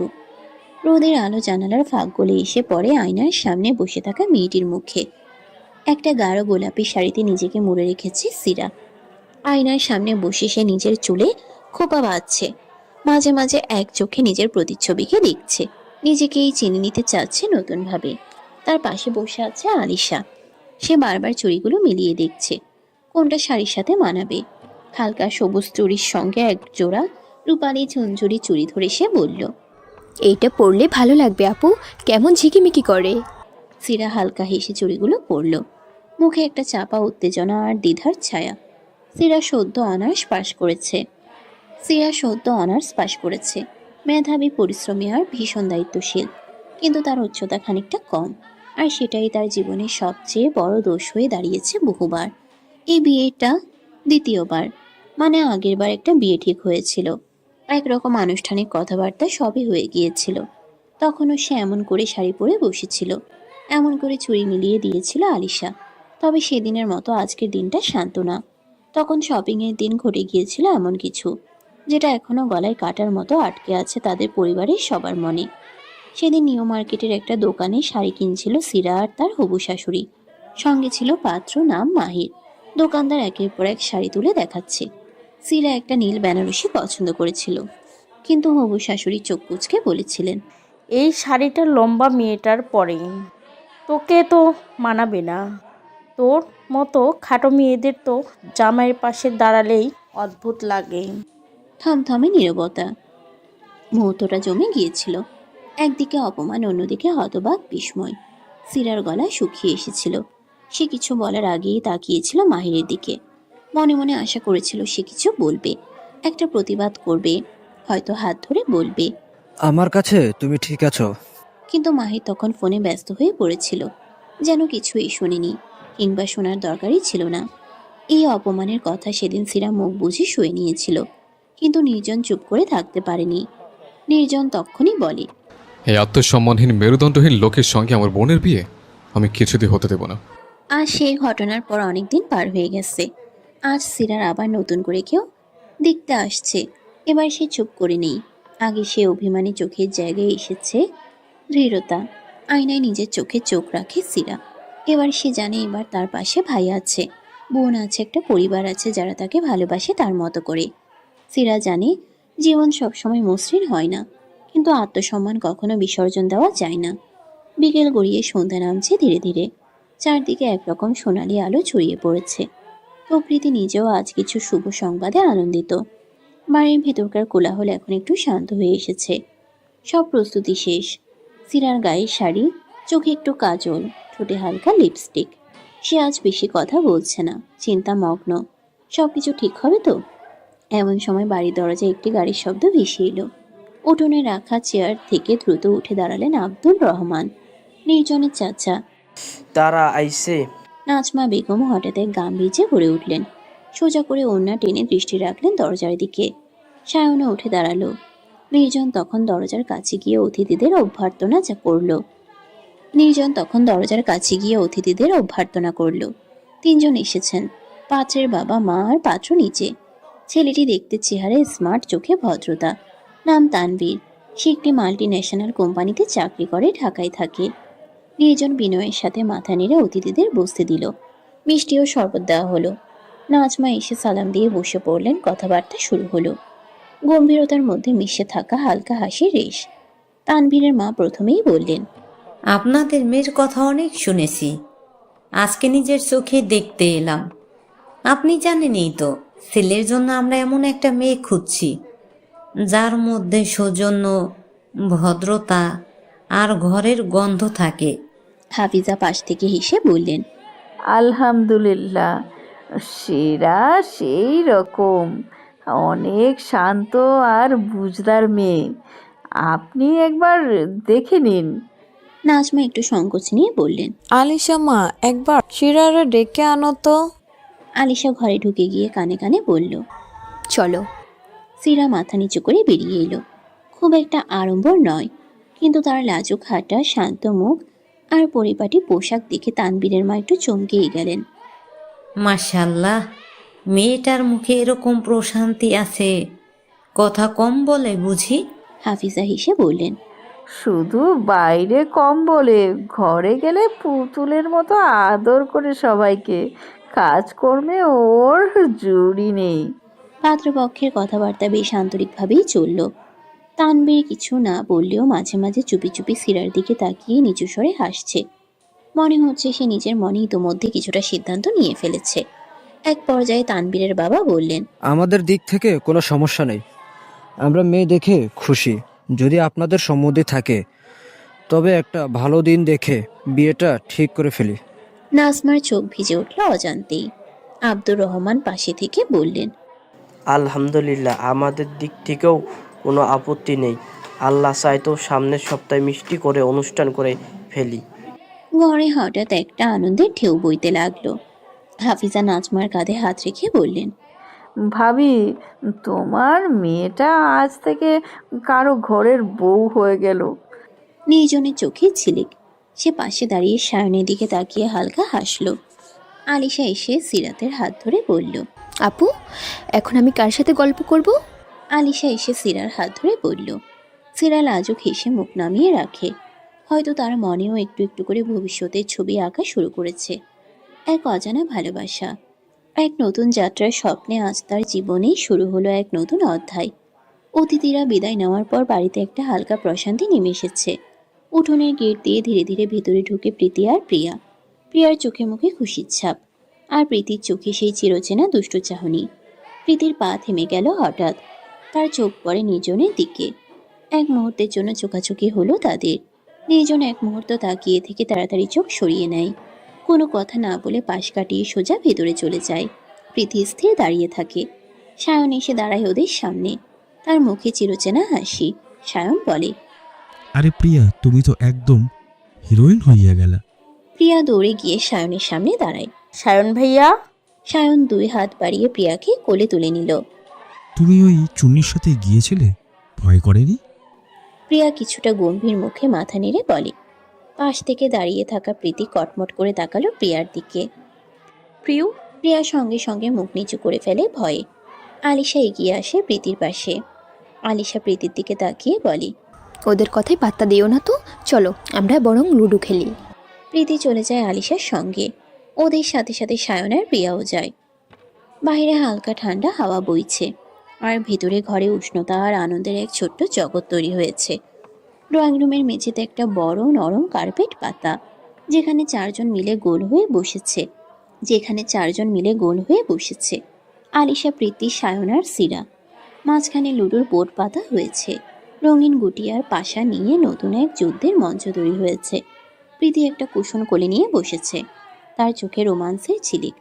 আলিশা নিজের চুলের ক্লিপ ঠিক করতে করতে বলল, আজ কিন্তু হার মানছি না, এই খেলায় আমি চ্যাম্পিয়ন, মনে রেখো। সায়ন কাঁধ ঝাঁকিয়ে বলল। ঠিক আছে, খেলার নিয়ম এখন, যে হারাবে তাকে কিন্তু সবাইকে কফি বানিয়ে খাওয়াতে হবে। কারোর কোনো আপত্তি থাকলে এখনই বলো।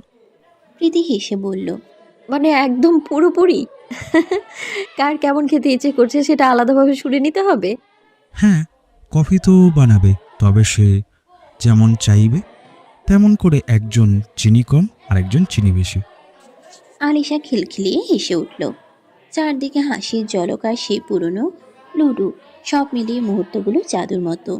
সিরা গুটি সাজিয়ে বলল। আমি কিন্তু প্রস্তুত, কে হারে কে জিতে দেখা যাবে, কিন্তু রান্না আমাকে করতে হলে সবাই শুধু ম্যাগি খাবে। আলিশা মুখে ভাবলেশহীন ভঙ্গিতে বলল। আমার জন্য চিকেন চুপ। প্রীতি বলল। না না, চলবে না। তখন আবার নতুন চ্যালেঞ্জ আসবে, সবাই আলাদা কিছু চাইবে। সায়ন হাত উছিয়ে হালকা নাটকীয় ভঙ্গিতে বলে। আহা, এত ডিমান্ড, কে হারাবে সেটা তো দেখা যাক আগে। তবে হ্যাঁ, আমি হারার মানুষ না, তোমরা তৈরি থাকো। আজ এক্সপ্রেস কফি নয়, এক্সপ্রেস হার হবে তোমাদের। ডাইসটা ঘুরতে শুরু করলো। লাল, নীল, সবুজ আর হলুদ 4 রঙের গুটি একে একে ছুটে চলেছে বোর্ডের চৌকো ঘর জুড়ে। কার কখন ছক্কা উঠছে, কে কাকে কাটছে, সবকিছু নিয়ে চলছে উত্তেজনার ঝড়। আলিশা একবার নিজের গুটি চালিয়ে বলে। এই খেলায় ভাগ্যের থেকেও বেশি দরকার ধৈর্য আর বুদ্ধি। সায়নী হেসে বলে। তো ধৈর্য আর বুদ্ধি দুটোই শেষ হবে আজ, দেখিস। প্রীতি শুরুতে ভালো খেললেও মাঝপথে এসে একের পর এক গুটি কাটতে থাকে সায়ন আর আলিশা। বোর্ডের উপর তার গুটিগুলো জ্যাম লেগে গেছে, না এগোয় না মরেও না। সেই সময়টুকুতে বাকিরা তাদের কৌতুকার হাসিতে আরো বেশি হেসে উঠল।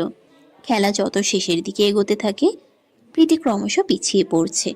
মুখটা একটু গম্ভীর, কিন্তু সে খেলার নিয়ম মেনে খেলছে চুপচাপ। সবাই একে একে হোমে পৌঁছাতে শুরু করলো।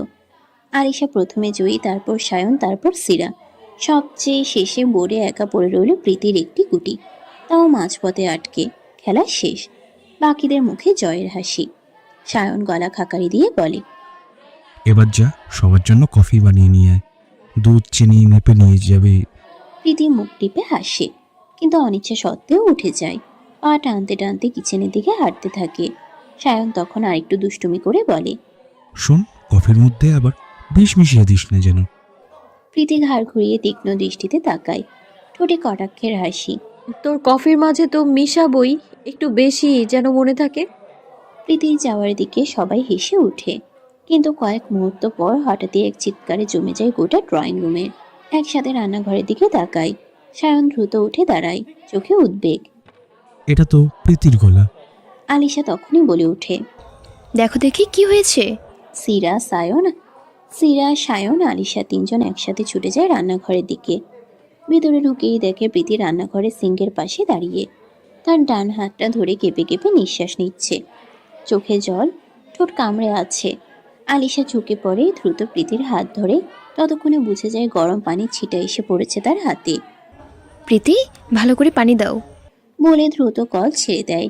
চিৎকারের শব্দে নির্জন আসে রান্নাঘরে। কি হয়েছে? আলিশা সঙ্গে সঙ্গে উত্তর দেয়। হাতে গরম পানি পড়েছে ভাইয়া, বোধহয় কফির জল ফুটছিল, ঢালতে গিয়ে। নির্জন ভ্রুকুচকে তাকায়। যে পারে না তাকে করতে দাও কেন? প্রীতির চোখ নামিয়ে আসে, মাথা নিচু করে দাঁড়িয়ে থাকে সে। ভিজে হাত থেকে ফোঁটা ফোঁটা পানি গড়িয়ে পড়ছে। কাজ পারে না মানে কি? রান্নাঘরে সব কিছু পারে না, কিন্তু ছোটোখাটো অনেক কিছু মায়ের অসুস্থতার সময় পুরো রান্নাঘর সামলেছে সে। সিরা ধীরে ধীরে বলে। হাতটা দেখি, বরফ দিতে হবে তো। কেটে গেছে কয়েকদিন। লাইব্রেরি কাঠের দরজা ঠেলে বাইরে বেরিয়ে এলো প্রীতি আর রায়। হালকা রোদ পড়ে আছে ক্যাম্পাসের সবুজ ঘাসে, কিন্তু তাদের মুখে কোনো উজ্জ্বলতা নেই। দুজনেই চুপচাপ হেঁটে চলেছে লাইব্রেরি থেকে বেরিয়ে আসা পথ ধরে। মনের চাপ জমেছে অনেকখানি। প্রীতির চোখে ক্লান্তি, উদ্বেগ আর কিছুটা হতাশা মিশে আছে। সে ধীরে ধীরে থেমে গিয়ে পাশে থাকা রায়ের দিকে তাকিয়ে বলে। সামনে পরীক্ষা, রাই, কি করব বলতো? কিছুই ঠিকঠাক পারছি না। একটা একটা করে যত পড়ার কথা ভাবি মাথা গরম হয়ে যায়। রায় থেমে এক মুহূর্ত প্রীতির দিকে তাকালো। তার নিজের চোখেও একই রকম উদ্বেগ। সে হালকা নিঃশ্বাস ফেলে বলল। আমার অবস্থাও একই, মনে হয় সময় তো চলেই যাচ্ছে, কিন্তু আমি কিছুই পারছি না। যতই পড়ি ততই নতুন করে যাচ্ছি। প্রীতি আর রায় ধীরে ধীরে হাঁটতে হাঁটতে কলেজের পাশের খোলা মাঠে এসে বেঞ্চে বসে পড়ে। মাথার উপর নরম রোদ, দূরে কয়েকজন ক্রিকেট খেলছে। হালকা বাতাসে ঘাসের গন্ধ ছড়িয়ে পড়ছে চারপাশে। দুজনই বেশ ক্লান্ত। রায় তার ব্যাগ থেকে পানির বোতল বের করে মুখে তুলতে যায়, ঠিক তখনই পিছন থেকে একটি চেনা কণ্ঠ ভেসে আসে। তোরা এখানে? ঘাড় ঘুরিয়ে দেখে সায়ন হাসতে হাসতে এগিয়ে আসছে, চোখে মুখে তার চিরচেনা হাসি। সে কাছে এসে রায়ের হাতে থাকা পানির বোতলটা এক ঝটকায় নিয়ে নেয়। রায় কিছু বলার আগেই বোতলের ঢাকনা খুলে নেয়। এই এই, মুখ লাগিয়ে খাবি না। প্রীতির চোখে মুখে বিরক্তির ছাপ স্পষ্ট, কিন্তু কে শুনে কার কথা। সায়নের মুখে তখন দুষ্টু একটা হাসি। সে ইচ্ছে করেই বোতলটা মুখে লাগিয়ে বড় একটা ঢোক গিলে পানি খায়। আহ, প্রাণটা জুড়িয়ে গেল। বলে সে চোখ বুঝে আরো এক ঢোক নেয়। প্রীতি হাত কাঁপিয়ে বলে, তুই না একটা বেয়াদব ছেলে, মুখ লাগিয়ে খাওয়া। ইস। সায়ন উত্তর দেয়, আমার মুখ তো কোনো বিষ নেই। তোর বন্ধুর মুখ। এই তো, যদি খারাপ লাগে তাহলে সামনে বসে আছিস কেন? রায় তখন হেসে ফেলে। সে জানে প্রীতি যতই রেগে থাকুক, সায়নের এই ছেলে মানুষই ওর মনে আলাদা একটা জায়গা করে নেয় সবসময়ই।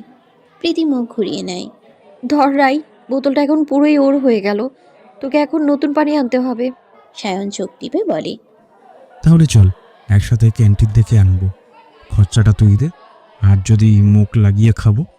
রায় এবার জোরে হেসে ফেলে। প্রীতির মুখেও হালকা হাসি ফুটে ওঠে। সায়ন বলে ওঠে, আচ্ছা, বাড়ি যাবে না? তুই তো দেখি পুরো মাঠেই বসে পড়লি। হ্যাঁ যাবো তো, চল রাই। তিনজনই হাসতে হাসতে রাস্তা ধরে হাঁটছে। সায়ন মাঝে, দুই পাশে প্রীতি আর রায়। কলেজের গেট পেরিয়ে তারা এখন মূল রাস্তার দিকে এগিয়ে যাচ্ছে। কথা বলতে বলতেই তারা রাস্তার মোড়ের দিকে এগোতে থাকে। তখনই হঠাৎ একটা বিকট আওয়াজ হয়। আলোটা ধীরে ধীরে চোখে এসে লাগছিল। প্রীতি চোখ কুঁচকে ফেলল। মাথাটা ভারী লাগছে, যেন কেউ ভিতর থেকে টান দিচ্ছে। প্রথমে চোখ খুলতেই সামনের ছায়ামূর্তিটা অস্পষ্টভাবে ধরা পড়ল। চারপাশ ঝাপসা। একটা অদ্ভুত ধরনের অস্বস্তি কাজ করছে পুরো শরীরে। চোখ দুটো কষলে আরেকটু ভালোভাবে তাকালো সে। ধীরে ধীরে সামনের দৃশ্যটা স্পষ্ট হলো। সামনের দেয়ালের পাশে মৃদু আলোয় দাঁড়িয়ে আছে এক চেনা অবয়ব। চোখে মুখে একরাশ উদ্বেগ, দুই হাত ভাঁজ করে রাখা বুকের কাছে, শরীরটা ভেজা। প্রীতির দৃষ্টি থেমে গেল। নির্জন? ওর বুকটা ধক করে উঠল। নির্জন এখানে কেন? চোখ কষলে আবার তাকালো। না, চোখের ভুল নয়, ঠিকই দেখছে। দীর্ঘ কিছু মুহূর্ত নিস্তব্ধ। এরপর শুকনো কণ্ঠে সে বলল, আপনি এখানে কেন? নির্জন কোনো শব্দ না করে রুম থেকে বেরিয়ে গেল। প্রীতি হতবাক হয়ে তাকিয়ে থাকে দরজার দিকে। তুই ঠিক আছিস প্রীতি? রায়ের চিন্তিত মুখ সামনে এসে দাঁড়ালো, চোখে উদ্বেগের ছাপ। প্রীতি ধীরে রায়ের দিকে মুখ ফেরালো। আমি এখানে কেন? কি হয়েছে আমার? রায় একটু হেসে বলল, আমাদের সামনে গাড়ির অ্যাক্সিডেন্ট হয়েছিল, রক্ত দেখে তুই হঠাৎ অজ্ঞান হয়ে গেলি। আমরা সবাই ভয় পেয়ে গিয়েছিলাম, তখনই তোকে হাসপাতালে নিয়ে আসা হয়। প্রীতির কপাল কুঁচকে গেল। তাহলে উনি এখানে কেন ছিলেন? উনি? পাশ থেকে হঠাৎ সায়নের গলা ভেসে এলো, গলায় বিরক্তি মেশানো। আরে গাধি, তুই দেখিসনি গলায় থেটেস্কোপ ছিল? ভাইয়া ডক্টর রে, ডক্টর। হাসপাতালে থাকবে না তো তোর মাথার উপরে ঘোরাঘুরি করবে? প্রীতির চোখ গোল হয়ে গেল। নির্জন? ডক্টর? রায় চোখ রাঙিয়ে সায়নকে চাপা স্বরে বলল, সায়ন, চুপ করবি? তোর মুখটা বন্ধ কর। তোকে এখানে আনাই ভুল হয়েছে, রাস্তায় পড়ে থাকতি এটাই ভালো হতো। প্রীতি তীরে আসতেই সায়ন দৌড় দিল। ওদের পিছু পিছু রায়ও গেল।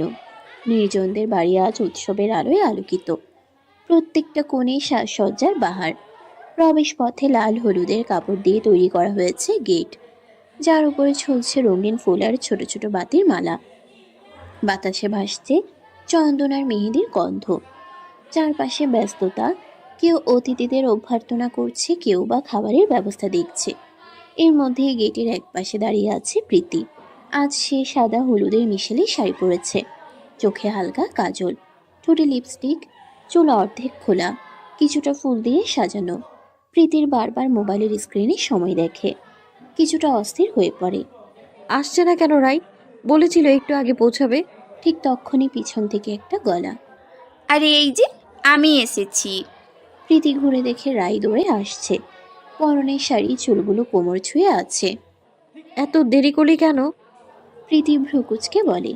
রাই একটু হাঁপাতে হাঁপাতে হাসে। আরে শোন, শাড়ি পরতে গিয়ে একেবারে যুদ্ধে নেমে গিয়েছিলাম। প্রীতি হেসে ফেলে। আচ্ছা আয় ভেতরে। দুজনে একসাথে ছাদে উঠে পড়ে। ওখানেই সাজানো হয়েছে সবকিছু। আলিশা দাঁড়িয়ে আছে মেহেদির থালা হাতে। গায়ে হলুদের আয়োজনে ওই আজ দায়িত্বে।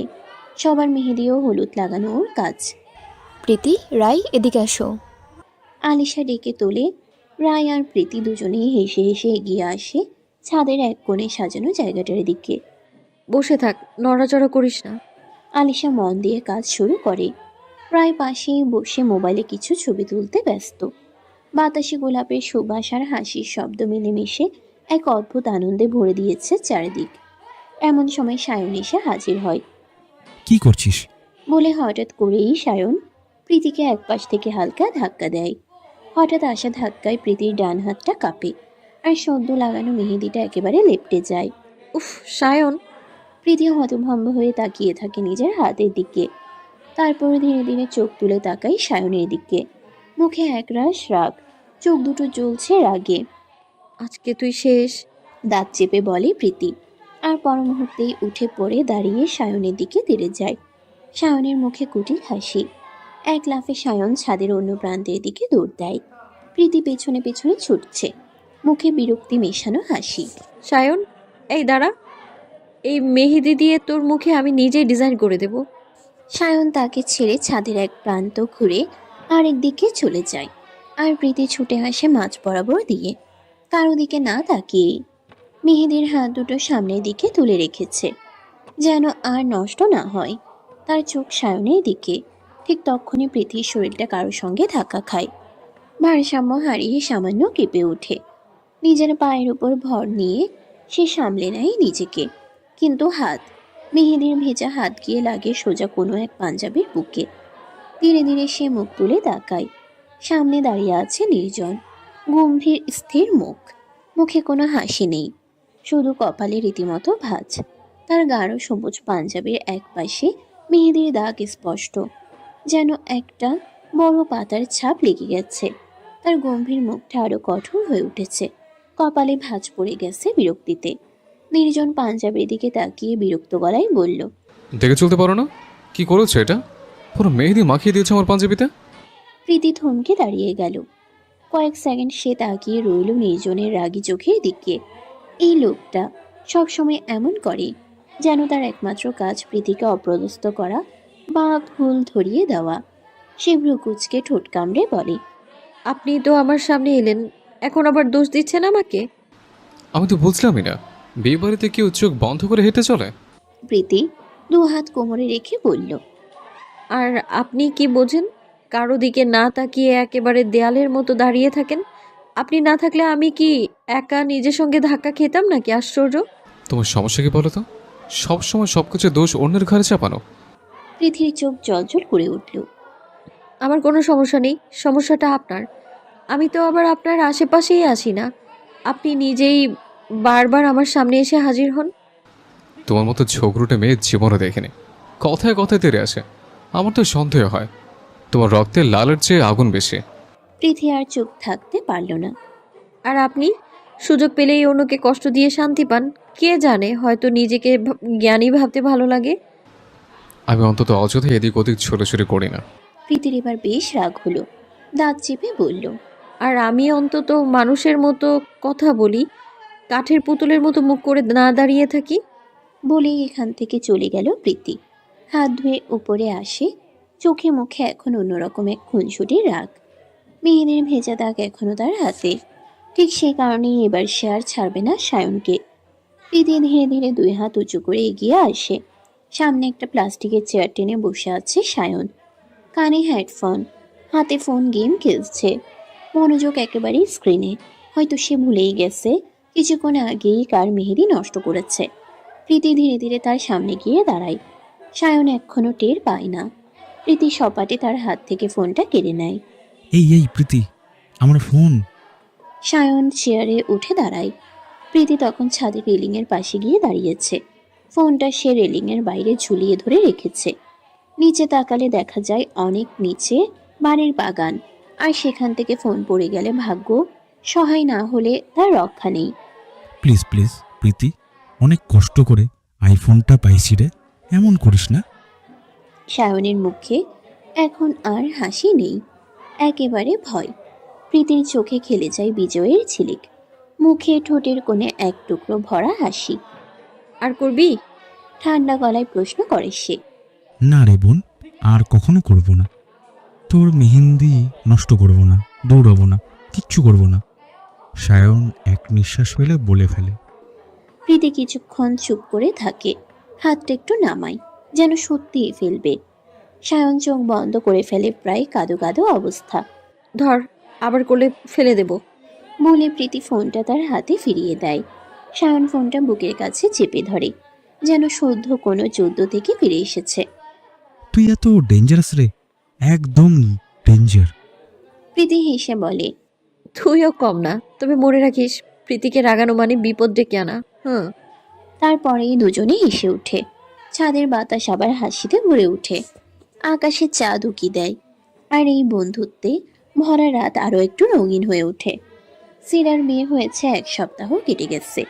এদিকে আলিশা, সায়ন আর প্রীতি, ওরা তিনজনে মিলে প্ল্যান করেছে সবাই মিলে একটু দূরে কোথাও ঘুরতে যাবে, একটু মুক্ত হাওয়ায় নিঃশ্বাস নেবে, নিজেদের মতো করে কিছু সময় কাটাবে।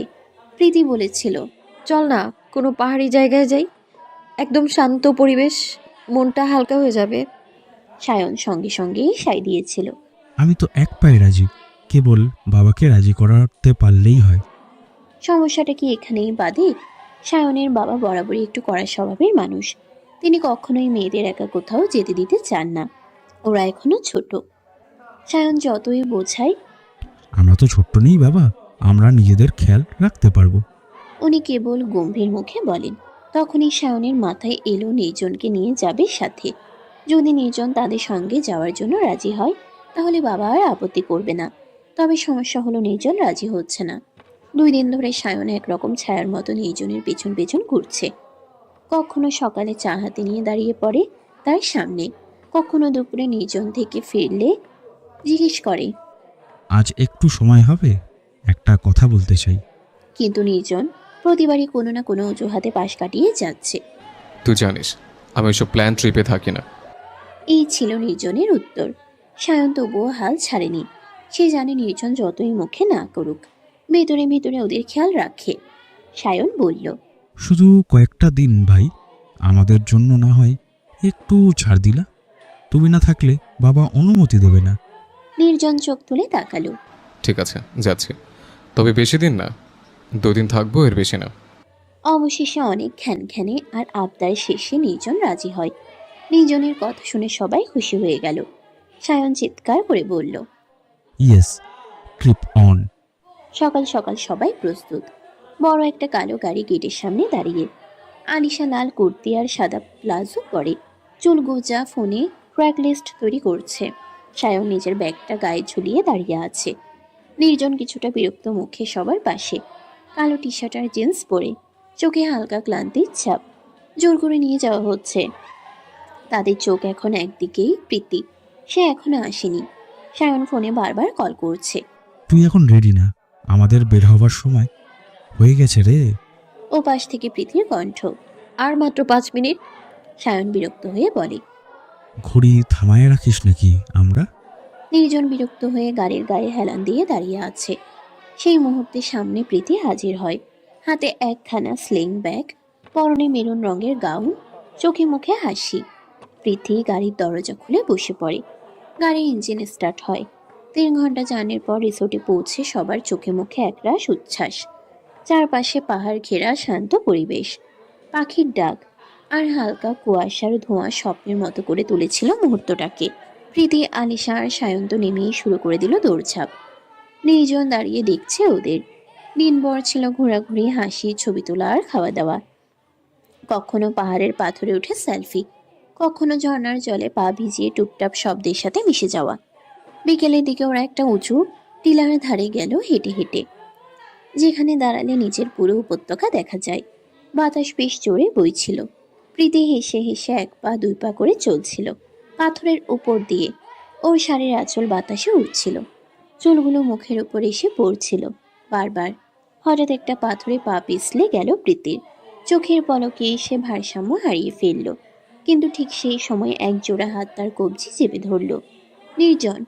প্রীতির চোখে মুখে ভয়, কিন্তু সেই ভয় মিলিয়ে গেল এক ছটকায় যখন দেখল নির্জনের ওর হাত ধরে রেখেছে। সে স্বস্তির নিঃশ্বাস ফেলে বলে উঠল, থ্যাংক গড। কিন্তু পরের মুহূর্তে নির্জন চুপচাপ তার হাত ছেড়ে দেয়। প্রীতি সম্পূর্ণ ভর হারিয়ে সোজা ধপ করে বসে পড়ে মাটিতে। ধুলা মাটি লেগে যায় ওর হাতে পায়ে। অবিশ্বাস আর রাগে ওর মুখটা লাল হয়ে যায়। প্রীতি চেয়ে চেয়ে দেখে নির্জন কোনো কথা না বলে সামনের দিকে হেঁটে চলে যাচ্ছে। প্রীতি দাঁড়িয়ে উঠে চিৎকার করে বলে, কি করলেন এটা? মানুষ কি এমন করে? সামলে না নিয়ে মাঝপথে ছেড়ে দেন, খারাপ লোক। নির্জন থামে না, উত্তরও দেয় না, শুধু হেঁটে চলে যায় সামনের দিকে। পিছন ফিরে তাকাইও না, যেন কিচ্ছুই হয়নি। প্রীতির মুখ শক্ত হয়ে যায়, মুখে রাগ আর বিরক্তি। সে উঠে দাঁড়িয়ে নিজের শাড়ি ঠিক করে আর ধুলো ঝাড়তে থাকে। তারপর গটগট করে হাঁটতে থাকে উল্টো দিকে। সায়ন পিছনে দাঁড়িয়ে ছবি তুলছিল। চোখ কুচকে দেখে প্রীতির মুখে রাগের ছাপ। সে অবাক হয়ে বলে, হঠাৎ কি হলো ওর? এতক্ষণ তো ঠিক ছিল, এখন এমন করছে কেন? আলিশা পাশ থেকে কাজ ঝাঁকিয়ে বলে, জানি না। পাহাড়ি বিকেলটা হঠাৎ রঙে রাঙিয়ে উঠেছে। জায়গা নিচ্ছে টুকরো করে গড়ে ওঠা অদ্ভুত এক টান। সবুজে মোড়া পাহাড়ের গা ঘেঁষে দাঁড়িয়ে থাকা রিসর্টটা প্রকৃতির কোলে একটা স্বপ্নপুরীর মতো লাগছে। চারপাশে নীরবতা, শুধু দূরে পাহাড়ি ঝর্ণার শব্দ। নির্জন রিসোর্টে এসে পৌঁছায়। বড় একটা বেড, পাশেই লম্বা ব্যালকনি, আর দূরে পাহাড় দেখা যাচ্ছে। রুমে ঢুকে শার্ট খুলে এক কোণে ছুঁড়ে ফেলে সোজা চলে যায় ওয়াশরুমে। দরজা টুক করে ভেতর থেকে বন্ধ করলো না, ভাবলো সায়ন এলে দরজা খুলতেই হবে, তার চেয়ে খোলা থাকুক। নির্জনের খেয়ালই ছিল না কেউ ওর পিছু পিছু আসছে। প্রীতি চুপি চুপি ওর পেছনে ঢুকেছে, চোখে মুখে দুষ্টু হাসির রেখা। কিন্তু রুমে ঢুকে নির্জনকে দেখতে পেল না। কিছুক্ষণ পর ওয়াশরুম থেকে আসা পানির শব্দ শুনে নিশ্চিন্ত হয়। নির্জন ওয়াশরুমে। প্রীতির মুখে দুষ্টু হাসি ফুটে ওঠে। ওয়াশরুম থেকে তখন ঝর্ণার মতো পানি পড়ার শব্দ। প্রীতি এক ঝলক তাকালো দরজার দিকে, মুখে চাপা হাসি ফুটে উঠল। সে এক পা দুই পা করে এগিয়ে গিয়ে আস্তে করে দরজাটা বন্ধ করে দিল। তারপর বিছানায় উঠে বসে একটা বালিশ পুলের কাছে টেনে নেয়। চোখে মুখে একরকম খুশির ঝিলিক, যেন কোনো বড় যুদ্ধ জিতে গেছে। ভেতর থেকে পানির শব্দ বন্ধ হলো। ওয়াশরুমের আয়নায় মুখ দেখল নির্জন। কয়েক ফোঁটা জল গড়িয়ে পড়লো গাল বেয়ে। তোয়ালি দিয়ে চুল মুছতে মুছতে সে দরজার দিকে এগিয়ে এলো। হাত বাড়িয়ে দরজার হ্যান্ডেল ঘোরাতেই থমকে গেল। দরজা খুলছে না। চোখ কুচকে তাকালো, আবার চেষ্টা করলো, খুলল না। নির্জনের কপালে ভাঁজ পড়ল। সায়ন, তুই নাকি? ভেবেছিল হয়তো সায়ন কোনো দুষ্টুমি করছে। রুমের ভেতর বিছানা থেকে উঠে এলো প্রীতি। সায়ন এখানে নেই। প্রীতি? মুহূর্তেই সব বুঝে গেল নির্জন। এটা প্রীতির কাজ। নির্জন দাঁতে দাঁত চেপে রাগ সংবরণ করল। দরজা খোলো প্রীতি। প্রীতি তখন আয়নার সামনে দাঁড়িয়ে ঠোঁটে হালকা লিপ বাম দিচ্ছে, চোখে মুখে দুষ্টু হাসি। আমি তো লাগেনি, দরজা আপনা আপনি আটকে গেছে নিশ্চয়ই। বলে আবার হাসল। প্রীতি এবার এক হাতে ব্যাগ ধরল, অন্য হাতে চুল ঠিক করতে করতে বলল, আপনি বরং একটু ঘুমান ডক্টর সাহেব, বিশ্রাম দরকার আপনার, খুব ক্লান্ত দেখাচ্ছে। তারপর দরজার দিকে এগিয়ে গিয়ে থেমে গেল এক মুহূর্ত, হাসল। আমি যাই, টাটা। নির্জনের ধৈর্যের বাঁধ ভেঙে ফেলল। দরজার হ্যান্ডেলে একটা ধাক্কা দিল। প্রীতি, দরজা খোলো, আমি আসলে কিন্তু ভালো হবে না। প্রীতি নির্জনের কথা শুনল না, গুনগুনিয়ে গান গাইতে গাইতে দরজার দিকে এগিয়ে গেল। তোমারে দিলাম ছুটি, যা খুশি তাই করো। দরজা খুলে বেরিয়ে গেল রুম থেকে। তার চোখে মুখে তখনও সেই এক দুষ্টু জয়ের হাসি। রিসর্টের চারপাশে গাছের ছায়া ছড়িয়ে পড়ছে মাটিতে, হালকা বাতাস বইছে। প্রীতি নিচে নেমে এলো হাসি মুখে। সায়ন আর আলিশা তখন রিসর্টের বাগানে বসে গল্প করছিল। প্রীতি গিয়ে ওদের সঙ্গে যোগ দিল, মুখে স্বাভাবিক ভাব, যেন কিছুই হয়নি। কথায় কথায় হেসে উঠল, চা খেলো। 1 ঘন্টা দারুণভাবে কেটে গেল এভাবে। তারপর সবাই ধীরে ধীরে রিসর্টের রিসেপশনের দিকে হাঁটা দিল। একটু পরে বেরিয়ে পড়বে বাড়ির উদ্দেশ্যে। সায়ন ধীরে ধীরে রিসর্টের করিডোর পেরিয়ে রুমের দরজায় এসে দাঁড়ালো। দরজা খুলে ভেতরে ঢুকতেই তার কপালে ভাঁজ পড়ে। কতক্ষণ আগে তো নির্জন এসেছিল, আর ঘরটা অস্বাভাবিক রকমের নিস্তব্ধ। চারদিক তাকিয়ে দেখে নির্জন কোথাও নেই। সায়ন তুই? হঠাৎ একটা গলা ভেসে এলো ভেতর থেকে। সায়ন চমকে উঠল। চারদিকে তাকায় কিন্তু ভাইকে কোথাও দেখতে পায় না। ভাইয়া তোমরা কোথায়? সে একটু উচ্চস্বরে বলল। ভেতর থেকে নির্জনের ভারী গলা শোনা গেল। আমি ওয়াশরুমে, দরজাটা খোলো। সায়নের চোখ বিস্ময়ে ছানা পড়া। ওয়াশরুমে? সে এগিয়ে গিয়ে দরজার হ্যান্ডেল ঘোরাতেই খুলে গেল দরজা। ভেতর থেকে ধীরে ধীরে বেরিয়ে এলো নির্জন। তার চোখে মুখে তীব্র বিরক্তি, গম্ভীর অভিব্যক্তি। ভিজে চুল আর হালকা ভেজা টি শার্টে একেবারে ঝড়ের মতো রাগে ফুঁসছে। সায়ন থতমত খেয়ে গেল। ভাইয়া এতক্ষণ ধরে ওয়াশরুমে ছিলে?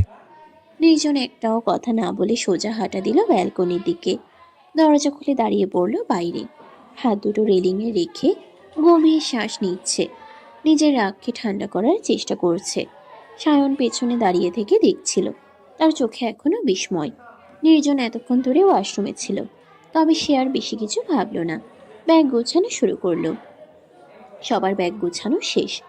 এবার বাড়ি ফেরার পালা। প্রীতি হালকা ঠোঁটে লিপ বাম মেখে আয়নার সামনে শেষবারের মতো নিজের চুল ঠিক করলো। চোখে তৃপ্তির ঝিলিক। নিচে এসে যোগ দিল সবাই। সায়ন আর নির্জন তখন নিচে দাঁড়িয়ে। নির্জন রাগী চোখে তাকিয়ে আছে প্রীতির দিকে। প্রীতি তখন ঠোঁট কামড়ে হেসে ফেলল। নির্জনের রাগ যেন আরো বেড়ে গেল। মুখটা কঠিন হয়ে উঠল। সায়ন একবার চোখ মেলে তাকালো নির্জনের দিকে। ভাইয়া ঠিক আছো তো? নির্জন কেবল মাথা নাড়ল, কোনো উত্তর দিল না। একটা করে ব্যাগ গাড়ির ভেতরে তোলা হচ্ছে। প্রীতি সবার আগে গিয়ে গাড়ির জানালার পাশে সিটে বসে পড়ে। তার মুখে তখনও সেই একই দুষ্ট হাসি। রিসর্ট থেকে বেরিয়ে আসার সময় সূর্যটা তখন হেলে পড়েছিল। এখন পুরো দস্তুর রাত। চারপাশে অন্ধকার নেমে এসেছে। গাড়িতে হেডলাইট ছুঁয়ে যাচ্ছে সরু পাহাড়ি রাস্তা। মাঝে মধ্যে ঝোপঝাড়ের ফাঁক গলে দূরে দেখা যাচ্ছে নিস্তব্ধ কোনো গ্রামের আলো। গাড়ির ভেতরে নিস্তব্ধতা। শুধু গাড়ির ইঞ্জিনের মৃদু গড়গড় শব্দ আর মাঝে মধ্যে দূরের কুকুরের ডাক। নির্জন সামনে ড্রাইভারের পাশের সিটে চোখ বন্ধ করে বসে আছে। পিছনের সিটে আলিশা আর সায়ন ফিসফিস করে কিসব আলোচনা করছে। হাসি চাপতে চাপতে দুজনের কাঁধে কাঠ লেগে যাচ্ছে প্রায়। সায়নের ঠোঁটে এক চাপা হাসি। সে চোখ ঘুরিয়ে একবার নির্জনের দিকে তাকিয়ে আবার আলিশার কানে কিছু ফিসফিস করে। মনে আছো তো? No tension. কিন্তু ওরা আসবে কিভাবে? আলিশা মুচকি হেসে বলল। চিন্তা করিস না, ভাইয়া যে কোনো ব্যবস্থা করে ফেলবে। সায়নের আলিশার ফিসফিস কথোপকথনের প্রতি বিন্দুমাত্র মনোযোগ দিচ্ছে না প্রীতি। তাদের হাসি ঠাট্টা কিংবা রহস্যময় কণ্ঠে ফিসফিস করে বলা বলি, এসব যে তার কাছে একঘেয়ে শোরগোল মাত্র। সে মন দিয়েছে জানালার বাইরের দিকে। গাছের ছায়া, অন্ধকারে ডুবে থাকা পাহাড়, রাস্তার পাশের মাঝে মাঝে দেখা মিঠু পথ, সবকিছু যেন তাকে টানছে। আকাশ জুড়ে কালো মেঘের মাঝে জ্যোৎস্না লুকোচুরি খেলছে। রাস্তার ধারে দাঁড়িয়ে থাকা বিশাল গাছগুলো ঝুঁকে পড়েছে পথের উপর। হঠাৎ গাড়ি মোড়ে ঘুরল। সামনে পাহাড়ি রাস্তা শুরু হলো। দূরে হালকা আলো দেখা যাচ্ছে, হয়তো কোনো ছোট্ট পাহাড়ি গ্রাম কিংবা কোনো পুরনো রাস্তার দোকান। গাড়ির মধ্যে হঠাৎ এক দমকা কাশির শব্দ। আলিশা মুখটা চাপা দিয়ে কাশতে থাকে। কণ্ঠে কাটার মতো কিছু বিধে আছে। সে গলায় হাত চেপে ধরে বলল, ভাইয়া পানি। নির্জন সঙ্গে সঙ্গে সায়নের দিকে তাকালো। সায়ন কাঁধ ঝাঁকিয়ে বলল, গাড়িতে তো পানি নেই। সায়ন ড্রাইভারকে বলে। গাড়ি ধীরে ধীরে থেমে গেল। রাত প্রায় 11টা ছুঁই ছুঁই। রাত অনেকটা গড়িয়ে গেছে, চারপাশ নিস্তব্ধ। দোকানপাট প্রায় সব বন্ধ। শুধু দোকানটার সামনে একটা ম্লান আলোর নিচে কয়েকজন বয়স্ক লোক বসে আছে। নির্জন দরজা খুলে নিচে নেমে গেল। সেই ফাঁকে আলিশা এক ঝটকায় সোজা হয়ে বসলো। সায়নের দিকে চোখ ছোট করে ইশারা করলো। সায়ন মাথা নাড়ল, বুঝিয়ে সব ঠিকঠাক মতো চলছে। সে এবার প্রীতির দিকে ঘুরে বলল, এই প্রীতি, বাইরে কি সুন্দর চাঁদ উঠেছে দেখেছিস? আয় না ছবি তুলি। প্রীতি একটু অবাক হয়ে জানালার দিকে তাকায়, তারপর গা ছাড়া দিয়ে বেরিয়ে আসে। ঠিকই বলেছিস, দারুণ লাগছে। দাঁড়া মোবাইলে তুলে নি। সে ফোন বের করে কয়েকটা ছবি তুলে মাথা তুলে চাঁদের দিকে তাকিয়ে হালকা হাসে। তুই এখানে থাক, আমি ক্যামেরাটা আনছি গাড়ি থেকে। বলে সায়ন দ্রুত গাড়িতে উঠে পড়ে। আচ্ছা যা। বলে প্রীতি মাথা নাড়ায়। তার চোখ তখনও চাঁদের দিকে। গাড়িতে উঠে সরাসরি ড্রাইভারের পাশে বসে সায়ন বলল। চলুন মামা। ড্রাইভার একটু দ্বিধায় পড়ে যায়। আরে মামা, ওরা অন্য গাড়িতে চলে আসবে, এখন আপনি চলুন। সায়নের মুখে এমন আত্মবিশ্বাস যে ড্রাইভার আর কিছু না বলে গাড়ি চালিয়ে দেয়। এক মুহূর্ত পরই গাড়ির শব্দে চমকে ওঠে প্রীতি। সে মোবাইল থেকে চোখ তুলে পিছনে তাকায়। গাড়িটা দূরে সরে যাচ্ছে আর সায়ন হাত নেড়ে হাসছে। আরে তোরা আমাকে রেখে চলে যাচ্ছিস কেন? প্রীতি দৌড়ে কয়েক পা এগোয়, কিন্তু গাড়িটা তখন রাস্তায় সোজা গতি পেয়ে গেছে। ধূলিময় রাস্তার উপর ফেলে যাওয়া একা একটা ছায়া হয়ে দাঁড়িয়ে থাকে প্রীতি। নির্জন ধীরে ধীরে হাতে পানির বোতলটা নিয়ে ফিরে আসে। দোকানের ক্ষীণ আলোয় তার মুখটায় একটা ক্লান্ত ছায়া। তখন প্রীতিকে একটু দূরে দাঁড়িয়ে থাকতে দেখে চমকে ওঠে নির্জন। তুমি এখানে দাঁড়িয়ে আছো কেন? আর গাড়ি কই? প্রীতির চোখ জলে টলমল করে ওঠে, ঠোঁট কাঁপে। ওরা চলে গেছে। তার কণ্ঠ রুদ্ধ হয়ে আসে। নির্জনের কপালে গভীর চিন্তার রেখা পড়ে। চলে গেছে মানে কি? প্রীতি বলে, সায়ন, আলিশা আপু ওরা আমাকে রেখে চলে গেছে। সায়ন তো বলেছিল ক্যামেরা আনতে যাচ্ছে, কিন্তু নির্জন কোনো কথা না বলে তৎক্ষণাৎ পকেট থেকে ফোন বের করে। দ্রুত সায়নের নাম্বারে ডায়াল করে, কিন্তু সুইচ অফ। এই যান্ত্রিক কণ্ঠটা এই সময় আরো বেশি নিষ্ঠুর মনে হচ্ছে। নির্জন এবার আলিশার নাম্বারে ডায়াল করে। একই ফলাফল। ফোনটা আস্তে করে নামিয়ে রাখে নির্জন, চোখে গভীর উদ্বেগের ছায়া। দুজনের ফোন বন্ধ। প্রীতির বুক ধক করে ওঠে। সে ভীত গলায় বলে, এখন আমরা যাব কি করে? এখানে কোনো গাড়িও তো নেই। নির্জন চারপাশটা ভালো করে দেখে। দোকানটা ছাড়া আশপাশে সব দোকান বন্ধ। সড়ক প্রায় শুনশান। দূরে দূরে কয়েকটা আলো, কিছু কুকুরের খেউ খেউ আর বাতাসের শো শো শব্দ। একটা গাড়িও নেই, কোনো রিক্সাও না। সবচেয়ে বড় কথা, এখন রাত 11টা ছুঁই ছুঁই। নির্জন একটা দীর্ঘ নিঃশ্বাস ফেলে। তারপর প্রীতির দিকে তাকায়। ও যদি একা হতো হয়তো রাস্তার ধারে কোনো জায়গায় কাটিয়ে দিত, কিছু একটা করে নিত। কিন্তু প্রীতি তো তার সঙ্গে। এই রাতে এই অচেনা জায়গায় একটা মেয়েকে নিয়ে সে কোথায় যাবে? নির্জন একবার চারপাশে তাকিয়ে আবার সেই দোকানের দিকে ফিরে যায়, যেখান থেকে একটু আগেই পানির বোতল এনেছিল। প্রীতি তার পাশে হাঁটছে, চোখে ক্লান্তি আর ভয়ের ছাপ। দোকানে গিয়ে নির্জন দোকানদারকে জিজ্ঞাসা করে, চাচা, এখানে আশেপাশে কোনো হোটেল আছে? বয়স 50-এর কাছাকাছি সেই দোকানদার লোকটা। গায়ের রং শ্যামলা, মুখে দাঁড়িয়ে আর চোখে সন্দেহের দৃষ্টি। সে ধীরে ধীরে চোখ সরিয়ে নেয় নির্জন থেকে প্রীতির দিকে। তার দৃষ্টি যেন ধারালো হয়ে ওঠে। তোমরা কি বিবাহিত? নির্জন একটু থমকে যায়। পাশে দাঁড়িয়ে থাকা প্রীতির চোখ গোল গোল করে তাকায়। বলে, কি লোকটা? না। নির্জন বলে। লোকটার কপালে ভাঁজ পড়ে যায়। এবার তার গলার সুরটা খানিকটা রুক্ষ হয়ে যায়। বিবাহিত না, আবার হোটেল খুঁজছ? এত রাতে একটা ছেলে আর একটা মেয়ে একসাথে, কেমন জামানা চলছে? নির্জনের মুখ শক্ত হয়ে ওঠে। দেখুন, আপনি ভুল বলছেন। আমরা কোনো খারাপ উদ্দেশ্যে আসিনি। আমাদের সঙ্গে আরও দুজন ছিল, গাড়িতে করে এসেছিলাম, কিন্তু হঠাৎ তারা চলে গেছে আর আমরা এখানে আটকে গেছি। ফোনও বন্ধ, আশেপাশে তো আর কোনো উপায় নেই, তাই আপনাকে জিজ্ঞেস করলাম। লোকটা বিশ্বাস করতে পারছে না। তার চোখ ঘুরে যাচ্ছে একবার প্রীতির দিকে, একবার নির্জনের দিকে। প্রীতি তখন নির্জনের শার্টের এক কোণা শক্ত করে ধরে রেখেছে ভয়ে। লোকটা কিছুক্ষণ চুপ করে থাকলো, তারপর দূরে একটা জায়গার দিকে আঙ্গুল তুলে বলল, সামনে একটা মসজিদ আছে, ওখানে আমাদের হুজুর থাকেন, উনি এসব দেখেন। আমার এখানে এসব চলে না। আপনি যা ভাবছেন আমরা তেমন না, প্লিজ আমাদের কথাটা একবার শুনুন। ছোট্ট ঘরটা সাদামাটা, একটা কাঠের খাট, পাশে একটা টেবিল আর দেয়ালে পুরনো ক্যালেন্ডার। রাত 2টা ছুঁই ছুঁই। ঘরের মাঝখানে বসে আছে প্রীতি, লাল রঙের পাতলা শাড়ি গায়ে। তার সামনে রাখা পানির গ্লাসে হাত রাখতে গিয়েও থেমে গেল। তারপর চোখ বন্ধ করে গভীর শ্বাস নিল। নিজেকে সামলানোর চেষ্টা করছে। কিছুক্ষণ আগেই মসজিদে তাদের বিয়ে হয়েছে। না, প্রেম ছিল না, ছিল না কোনো ভালোবাসা, ছিল কেবল বাধ্যবাধকতা। প্রীতির রাগে চোখ লাল হয়ে উঠেছে। সায়ন যদি ওদের এভাবে ছেড়ে না যেত তাহলে তার নির্জনকে বিয়ে করতে হতো না। খালামণি দেখে যাও, তোমার ছেলের বউ এসেছে। আলিশা সামনে তাকিয়ে হাসছে, ঠোঁটের কোণে দুষ্ট এক চাহনি। এই কথা আবার রিপিট করতে পারবে সে কোনোদিন ভাবেনি। কি শুরু করেছিস আলিশা? রান্নাঘর থেকে দেড় পায়ে এগিয়ে এগিয়ে এলো জামেলা বেগম। সামনে দাঁড়িয়ে থাকা দুজনকে দেখেই থমকে গেলেন তিনি। নির্জন আর প্রীতি দাঁড়িয়ে আছে। প্রীতি মাথা নিচু করে দাঁড়িয়ে আছে। এমন পরিস্থিতিতে সে পড়বে জীবনেও ভাবেনি। নির্জন তার মার পাশে এসে দাঁড়ালো, হাত ধরে বলল, মা, তোমার সঙ্গে কথা আছে। নির্জন নাজমা বেগমকে অন্য রুমে নিয়ে গেল। নির্জন সবকিছু খুলে বলে গতকালকের ঘটনা। সব শুনে নাজমা বেগম অনেকক্ষণ চুপ থাকেন। তারপর দীর্ঘশ্বাস ফেলে বললেন, যা হয়েছে সব ভুলে যা। বিয়েতে আমাদের কোনো আত্মীয় নেই। আর তালাক দিবে মানে কি নির্জম? বিয়ে কি তোর ছেলে খেলা মনে হয় নাকি? তুই কোনো চিন্তা করিস না, আমি প্রীতির মা বাবার সাথে কথা বলবো। শোনো তো আমার কথা। কোনো শোনাশুনি নেই, আমি আমার বৌমার কাছে যাচ্ছি।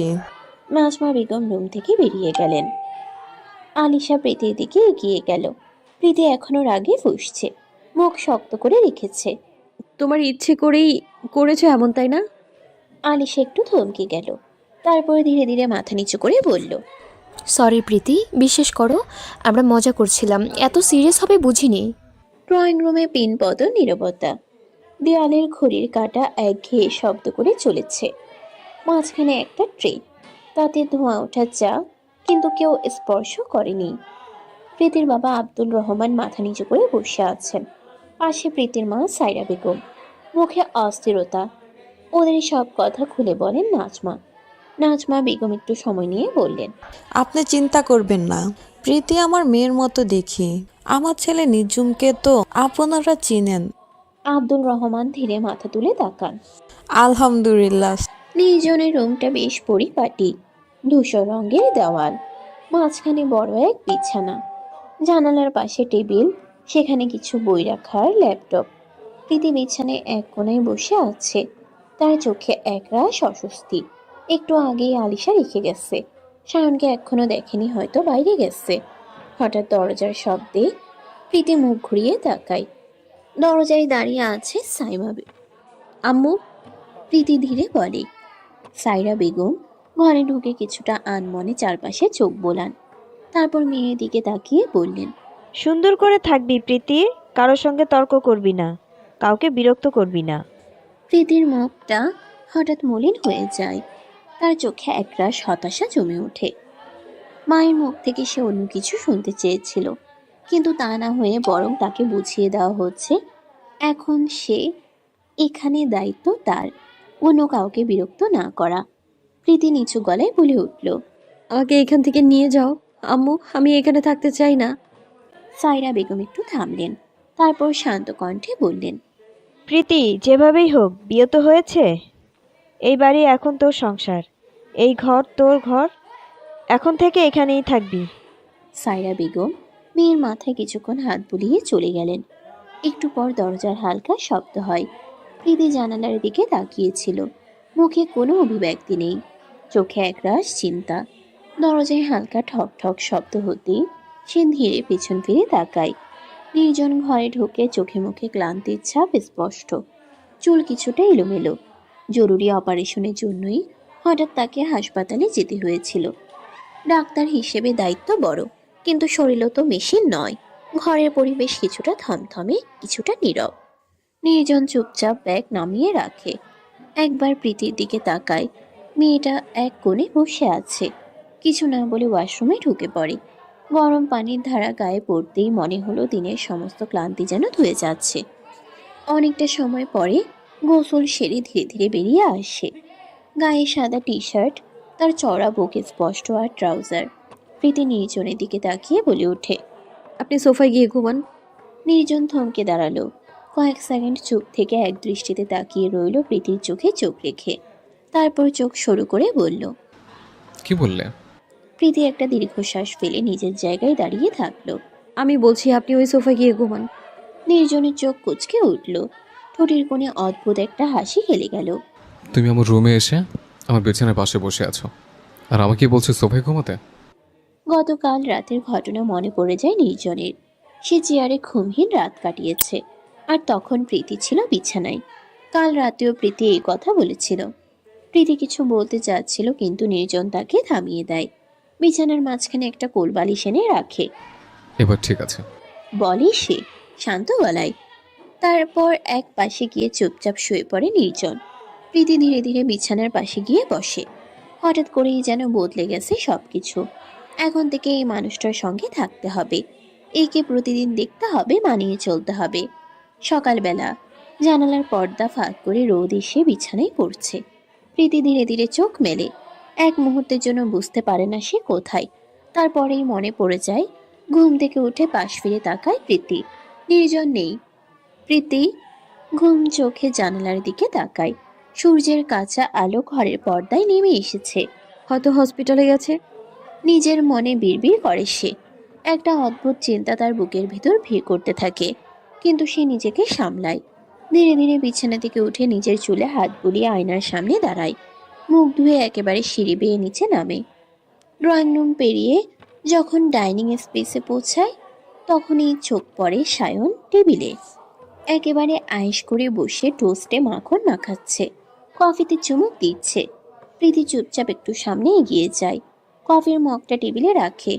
মাথা তুলে তাকায় সায়ন, চওড়া দাঁত বের করে হাসে। ভাবি, এই ভাবি শব্দটা যেন আগুনে ঘি ঢালার মতো কাজ করে। প্রীতির চোখ লাল হয়ে ওঠে। এমনিতেই সে সায়নের উপর রেগে আছে, তার উপর সায়নের গা জ্বালানো সেই হাসি। এই ছেলের উড়নচণ্ডী আচরণ সহ্য করা যায়? প্রীতি চোখ ঘোরায়। টেবিলের উপর একটা জল ভর্তি গ্লাস। ধীরে ধীরে হাত বাড়িয়ে গ্লাসটা তোলে। সায়ন তখনও হাসছে। গ্লাসটা একটুও সময় না নিয়ে সরাসরি সায়নের গায়ে ছুঁড়ে দেয় প্রীতি। ঝপ করে ঠান্ডা জল ছিটকে পড়ে সায়নের শার্টে, মুখে। এক মুহূর্তের জন্য সায়নের মুখে বিস্ময় ছড়িয়ে পড়ে। কি করলি এটা? দাঁড়িয়ে উঠে চেঁচিয়ে বলে সায়ন। প্রীতির চোখে একরাশ তৃপ্তি। এতক্ষণ ধরে জমে থাকা রাগটা একটু শান্ত হলো। সায়ন তাকায় প্রীতির দিকে। ওকে কথা বলতে না দেখে সায়ন বলে, আচ্ছা মহারানী, ভুল হয়ে গেছে আমার। সায়নের মুখে এমন নাটকীয় ভঙ্গিতে ক্ষমা চাওয়ার ভান দেখে প্রীতির চোখ কপালে উঠে যায়। সে কিছুক্ষণ তাকিয়ে থাকে। হাসি চেপে রাখতে না পেরে ফিক করে হেসে দেয় প্রীতি। সায়নও হেসে ফেলে। এই তো একেবারে মেঘ কেটে রোদের ঝলক। প্রীতি ভ্রুকুচকে বলে, আর একটা কথা বলি, কিন্তু জুতো হাতে নেব। এই খুনসুটি চলছিল। ঠিক তখনই রান্নাঘরের দরজার পাশে দাঁড়িয়ে থাকা নাজমা বেগম গলার স্বরে বলেন, উঠেছিস? নাজমা বেগম এক পলক তার দিকে তাকিয়ে বলেন, শাড়ি পরলি না কেন? এখন তুই এই বাড়ির বউ, শাড়ি পরবি। আয় আমার সাথে। কোনো কথা না বলে প্রীতি মাথা নিচু করে হাঁটতে থাকে নাজমার পেছনে পেছনে। মনে মনে একটু নার্ভাস লাগে। ঘরে ঢুকে নাজমা বেগম আলমারির সামনে গিয়ে দাঁড়ান। তিনি একটা পুরনো কাঠের বাক্স বের করেন, যার গায়ে সুন্দর কারুকাজ করা। তারপর চোখ তুলে বলেন, এদিকে আয়। প্রীতি ধীরে ধীরে বিছানার এক কোনায় গিয়ে বসে। তার মনে একটা অজানা কৌতূহল আর হালকা ভয় একসাথে খেলা করছে। নাজমা বেগম বাক্স খুলে ভেতর থেকে দুটো সোনার বালা বের করেন। তিনি নরম হাতে পৃথিবীর ডান হাতটা নিজের হাতে তুলে নেন। তারপর খুব ধীরে যত্নে এক একটা বালা পরিয়ে দেন প্রীতির হাতে। প্রীতি স্তব্ধ হয়ে তাকিয়ে থাকে তার শাশুড়ির মুখে। এগুলো এখন থেকে তোর। নির্জুমের বউর জন্য বানিয়েছিলাম। এখন তো তুই নির্জুমের বউ। প্রীতির গলায় কোনো শব্দ আসে না। তার চোখে একরাশ বিস্ময়। তার ভেতরে কোথাও একটা টান অনুভব হয় একটা নতুন সম্পর্কের। College campus. বিকালের নরম রোদে সবুজ মাঠের এক কোণে ছায়া ঘেরা পুরনো গাছটা নিচে বসে আছে রায় আর সায়ন। বাতাসে গাছের পাতা হালকা শব্দ করে নাচছে। মাঝে মধ্যে দু একটা পাতা মাটিতে এসে পড়ে। চারপাশে কিছু বন্ধু বান্ধবের হাসির শব্দ শোনা যাচ্ছে দূর থেকে, কিন্তু ওদের দুজনের মাঝখানে একরকম নীরবতা জমাট বেঁধে আছে। সায়ন নিচু হয়ে ফোনের স্ক্রিনে তাকিয়ে আছে একদম মনোযোগ দিয়ে। আঙ্গুলের নড়াচড়ার সঙ্গে সঙ্গে তার চোখ দুটো স্থির হয়ে থাকছে স্ক্রিনেই। মাঝে মাঝে ভ্রু কুঁচকে যায়, আবার কখনো ঠোঁটের কোণে মৃদু হাসি খেলে যায়। কিন্তু এসব কিছুর মাঝেও রায়ের উপস্থিতি তার চোখ এড়িয়ে যাচ্ছে। রায় পাশে বসে ধীরে ধীরে আঙ্গুল দিয়ে ঘাস ছিঁড়ে চলেছে। হালকা বাতাসে তার চুল উড়ছে, কিন্তু তার দৃষ্টি বারবার সায়নের দিকে। সে কিছু একটা বলতে চায়, সায়ন কোনো প্রতিক্রিয়া দেখালো না, চোখ সরালো না ফোন থেকে। প্রায় কিছুক্ষণ তাকিয়ে রইল, হয়তো ভেবেছিল সায়ন এখন তাকাবে, কিন্তু না। এবার একটু জোরে ডাকে রায়। এবারও সায়নের কোনো সাড়া নেই, শুধু একটু চোখ টিপল স্ক্রিনের দিকে। রায়ের মুখে বিরক্তির ছায়া স্পষ্ট হয়ে ওঠে, তার চোখে হতাশা, কিন্তু সেই সঙ্গে অভিমানও। সে ধীরে ধীরে উঠে দাঁড়ায়, ঝুলন্ত দোপাট্টাটা ঠিক করে নেয়, তারপর কোনো কথা না বলেই হাঁটতে শুরু করে মাঠের বাইরের দিকে। তার চেহারায় অভিমান, কিন্তু পায়ের গতি বলছে সে চুপচাপ চলে যেতে চায় না, চাই সায়ন থামাক তাকে। সায়ন প্রথমে কিছু বুঝতে না পারলেও রায়ের হঠাৎ চলে যাওয়ায় চমকে ওঠে, ফোনটা বন্ধ করে পকেটে রাখে। তারপর হঠাৎ উঠে দাঁড়ায়, রাই, ডাকে সায়ন, কিন্তু রায় থামে না। সায়ন দৌড়ে গিয়ে রায়ের পাশে এসে হাঁটে কিছুক্ষণ চুপচাপ, তারপর হঠাৎ বলে ওঠে, ঘুরতে যাবি? রায় একটু থেমে তার দিকে তাকায়, চোখে মিশ্র অভিমান আর বিস্ময়, তারপর হালকা হাসে। তার অভিমান গলে গেল সায়নের এই হঠাৎ প্রস্তাবে। সে কিছু না বলে শুধু মাথা নাড়ে সম্মতিসূচক ভঙ্গিতে। সে হাসির মাঝে লুকিয়ে থাকে অনেক না বলা কথা। সায়ন হাসে, বাইকের কাছে গিয়ে দাঁড়ায়, চাবি ঘুরিয়ে ইঞ্জিন চালু করে, তারপর পিছন ফিরে তাকিয়ে বাইকে ইশারা করে।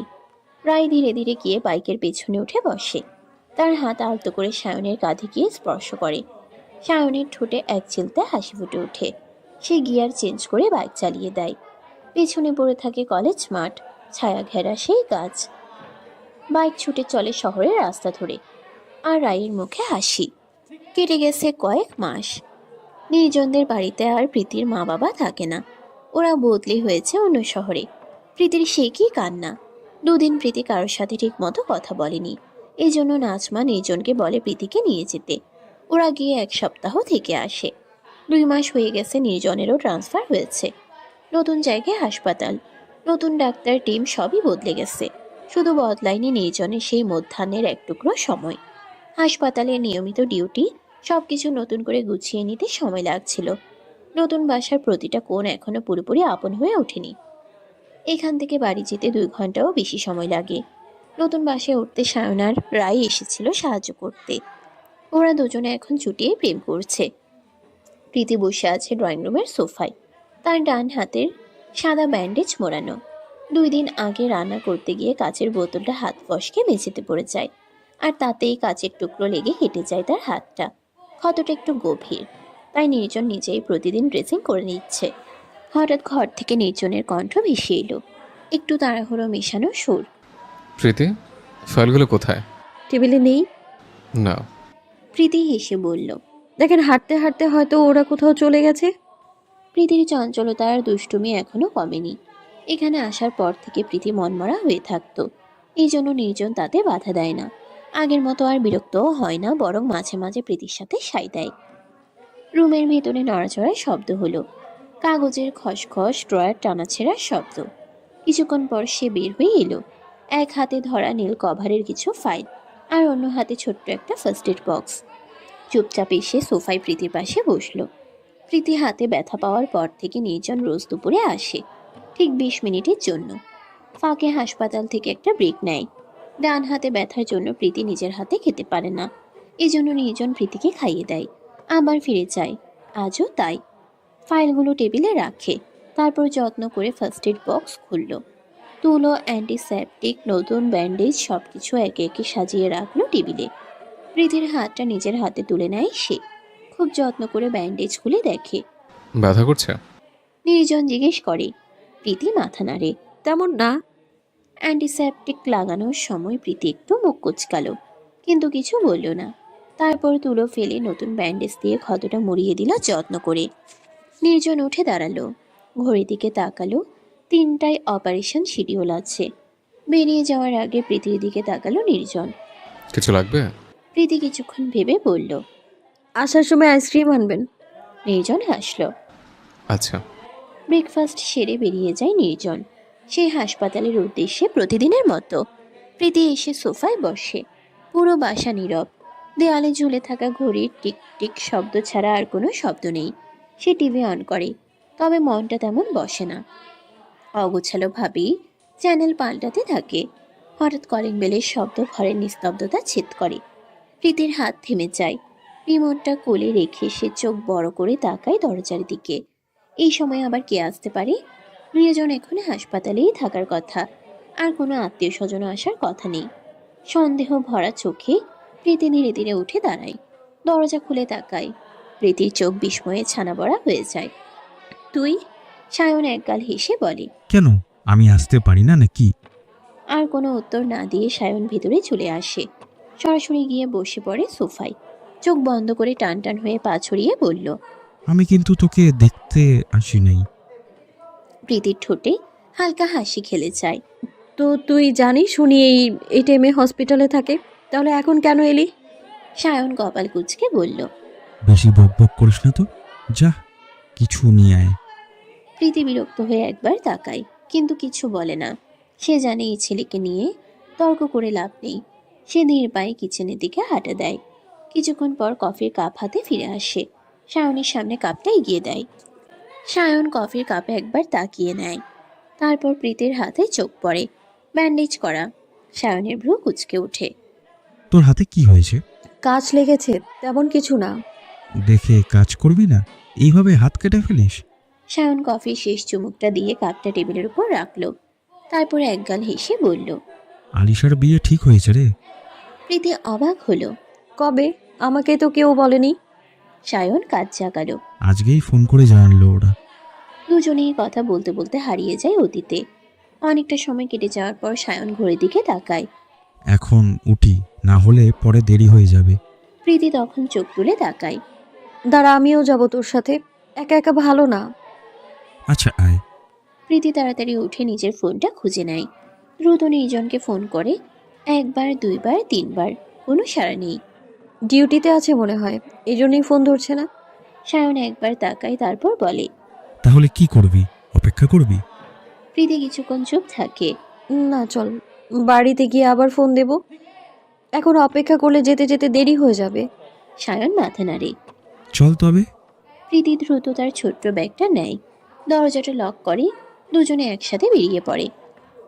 ওরা আস্তে আস্তে দুপুর, রোদের তেজ অনেকটাই কমে এসেছে। গেট খুলে প্রীতি আর সায়ন ভেতরে ঢোকে। টেবিলের উপর সাজানো গরম ভাত, আলু ভাজা, মাংস, ডাল, চিংড়ি, সবজি। নাজমা বেগম রান্নাঘরে এখনো ব্যস্ত। প্রীতির হাতে ব্যান্ডেজ দেখে সায়নের মা নিজ হাতে ভাত মেখে আলু ভাজা আর মাংস তুলে প্রীতির মুখে তুলে দেন। সায়নের মা প্রীতির মুখে আরেকবার মাংস তুলে দিতে যাবেন, ঠিক সেই সময় সায়ন কেড়ে নিয়ে খেয়ে নেয়। প্রীতি সায়নের কাঁধে চাপড় দেয়। তোর হাত তো ঠিকই আছে, আমার খাবারে নজর দিস কেন? সায়ন শব্দ করে হাসে। সায়নের মা ধমক দিয়ে বলেন। সায়ন, মেয়েটাকে খেতে দে। তুই যা তো এখান থেকে। সায়ন আলিশার চুল টেনে বলে। আমি কেন যাব, তুই যা। নির্জন ক্লান্ত ভঙ্গিতে বাসার ভেতরে ঢোকে। ঘরের নীরবতা অদ্ভুতভাবে ঘিরে ধরে। বাইরে রোদের তেজ, অথচ ঘরের ভেতরে নিস্তব্ধতা ছায়া ফেলেছে। ধীরে ধীরে রুমের দিকে এগোয়। দরজা খোলা, কিন্তু প্রীতির কোনো সাড়া নেই। প্রীতি? নির্জন ঘরের চারদিকে চোখ বোলায়। খাটে নেই, বারান্দায় নেই, এমনকি রান্নাঘরেও নেই। একটা চাপা অস্থিরতা ওর বুকের ভেতর জমে ওঠে। এতক্ষণে হঠাৎ করে ঘড়ির দিকে চোখ পড়ে, বেলা দুপুর গড়িয়ে যাচ্ছে। এই সময় প্রীতি সাধারণত কখনো বাইরে থাকে না। নির্জন কপাল কুঁচকে ফোনটা বের করে। স্ক্রিনে প্রীতির মিসড কল ভেসে ওঠে। তাৎক্ষণিক নির্জন প্রীতির নাম্বারে কল ব্যাক করে। একবার দুবার, কিন্তু ফোন ধরছে না। রিং হয়, কিন্তু ওপাশ থেকে কোনো সাড়া নেই। নির্জনের বুকের ভেতরটা ধীরে ধীরে ভারী হয়ে আসে। এতটা সময় কোথায় গেল? মাথা ঠান্ডা রাখতে চেষ্টা করে। তখনই মনে পড়ে সায়নের কথা। নির্জন দ্রুত সায়নকে একটা মেসেজ করে। সায়ন জানায় প্রীতি বাড়িতে ওর সাথে এসেছে। রিপ্লাইটা পেয়ে নির্জন একটা গভীর নিঃশ্বাস ফেলে। বুকের উপর জমে থাকা অজানা চাপটা একটু হালকা হয়, তবে শান্তি মেলে না। কিছুক্ষণ চুপ করে বসে থাকে, তারপর ধীরে ধীরে পকেটে হাত ঢুকিয়ে বের করে একটা ছোট্ট বক্স বের করে। নীল রঙের মখমলের, চোখে মুখে এক ধরনের দ্বিধা আর অদ্ভুত এক কোমলতা। আঙ্গুলের ছোঁয়ায় বাক্সটার দিকে তাকিয়ে থাকে, তারপর আবার ধীরে বাক্সটা বন্ধ করে পকেটে রেখে দেয়। নিজের ব্যাগটা তুলে নেয়। দরজা বন্ধ করে বেরিয়ে পড়ে নির্জন। প্রীতির ঘুম ভাঙে হালকা আলো আর পাখিদের ডাক শুনে। জানালার পর্দা আধা খোলা, বাইরের সূর্যটা পশ্চিমের দিকে হেলে পড়েছে। একটা নরম কমলা আভা পুরো ঘরটাকে ছুঁয়ে যাচ্ছে। ঘড়ির দিকে তাকিয়ে দেখে সন্ধ্যা প্রায় হয়ে এসেছে। বাড়িতে নির্জন আসার পরেই ঘুমিয়েছিল। একটু হালকা হতে ফ্রেশ হয়ে নেয়। আয়নার সামনে দাঁড়িয়ে নিজের এলোমেলো চুলে হাত বুলিয়ে হাসে প্রীতি। এভাবে কারো সামনে গেলে নিশ্চয়ই ভয় পেয়ে যাবে। আয়নার সামনে বসে ধীরে ধীরে চুল ছড়িয়ে দিতে থাকে ব্রাশের আঁচড়ে। চুল বাঁধার জন্য বেনি করা দরকার, তাই ব্যান্ড খোঁজার জন্য ড্রয়ার খোলে। ড্রয়ারের মধ্যে অনেক কিছু, চিরুনি, ক্লিপ, ছোট্ট এক গুচ্ছ চুলের ব্যান্ড, তার নিচে রাখা একটা ছোট্ট নীল মখমলের বক্স তার দৃষ্টিতে আটকে যায়। প্রীতি কিছুটা অবাক হয়, এই বক্সটা তো ওর না, কখনো দেখেনি। কৌতূহল ধীরে ধীরে হাতে তুলে নেয় বক্সটি। নরম মখমলের গায়ে ধুলোর আস্তরণ নেই, মানে নতুনই। মনের মধ্যে একটা হালকা ধাক্কা লাগে, কে রাখলো এটা এখানে? বক্স খুলতেই চোখ বিস্ফোরিত হয়ে যায় প্রীতির। একজোড়া সুন্দর কানের দুল চকচক করছে। মনের মধ্যে একটা হালকা ধাক্কা লাগে, কে রাখলো এটা এখানে? বক্স খুলতেই চোখ বিস্ফোরিত হয়ে যায় প্রীতির। একজোড়া সুন্দর কানের দুল চকচক করছে। রূপালী রঙের উপর শুকনো কাঁচ, মাঝখানে ছোট্ট নীল পাথর। কিন্তু সে তো এমন কিছু কেনেনি। তাহলে এটা তো আমি রাখিনি। আর যদি এটা নির্জন আনে তাহলে ওকে কেন দেয়নি? নাকি? প্রীতির বুকের ভেতর অজানা কাঁপুনি জাগে, চিন্তার ঝড় মাথায় বয়ে যায়। হঠাৎই সন্দেহের কাঁটা খোঁচা দেয় মনের কোণে। নির্জন কি কাউকে ভালোবাসে? কোনো গার্লফ্রেন্ড? প্রীতির হাতে এখনো বক্সটা। মনের ভেতরে বয়ে চলা দ্বন্দ্ব চেপে ধরে আছে। দরজা খোলার শব্দে প্রীতি তাকায়। নির্জন রুমে ঢুকছে।